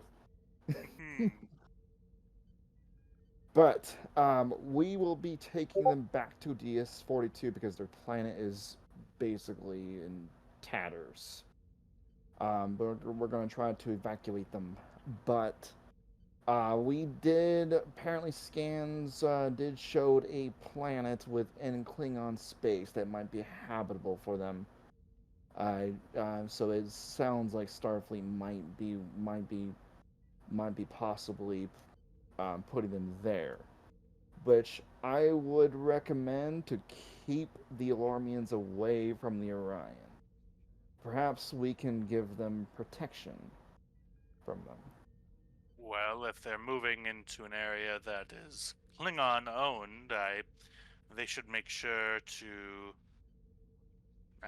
well, if they're being put there, they need to be under the Klingon Empire and the Klingon way, which means that they are under our dominion. Is that the intent, or are our Starfleet friends overreaching yet again?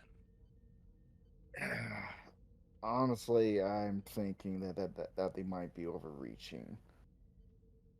This But is troubling news. however, however, I take it from my understanding from what I heard of them, they might be trying to let the diplomats take care of the things. But Well, not if I have Oh. anything to say about it. I Oh, appreciate you letting me know. of course.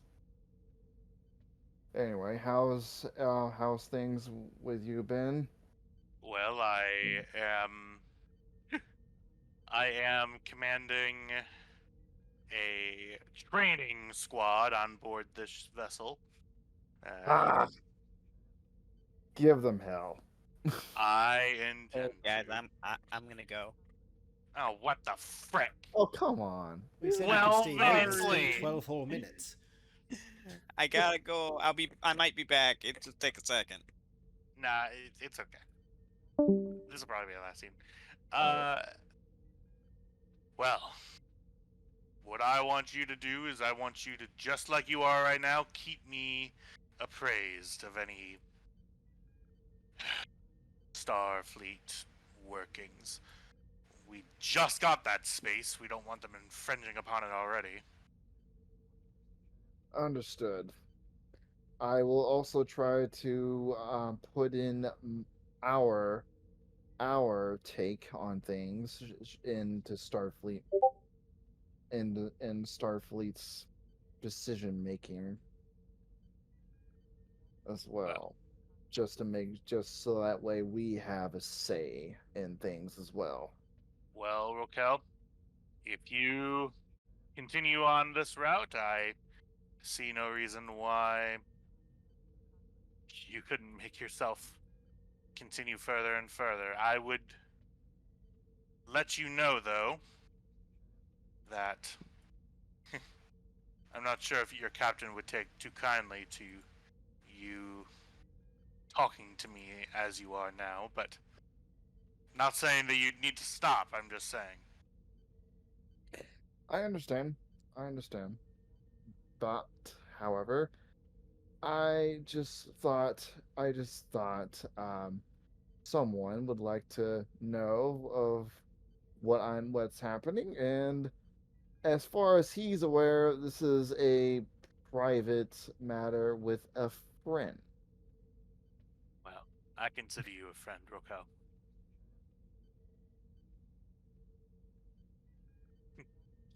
Well, I like our talks as always. I will certainly be passing on the message about your. This is actually very interesting information. I shall have to let our commanders on Narendra Station know about this. Of course. Well, I will go and let you go so you can teach those trainees on how real battle works. well, you got that damn right. Kapla. Kapla! And the communication ends. So, Rokel, you sit filled with Klingon, filled with Klingon honor and pride. Uh, Captain Edwards, your eye begins twitching for no apparent reason. I was And legitimately twitching. I'm like, whose side are you on? that is where we will end today. I do really want to say thank you all for following me along on this fun little journey. I look forward to seeing what we do next. Take care. Technically, I'm on your guys' side.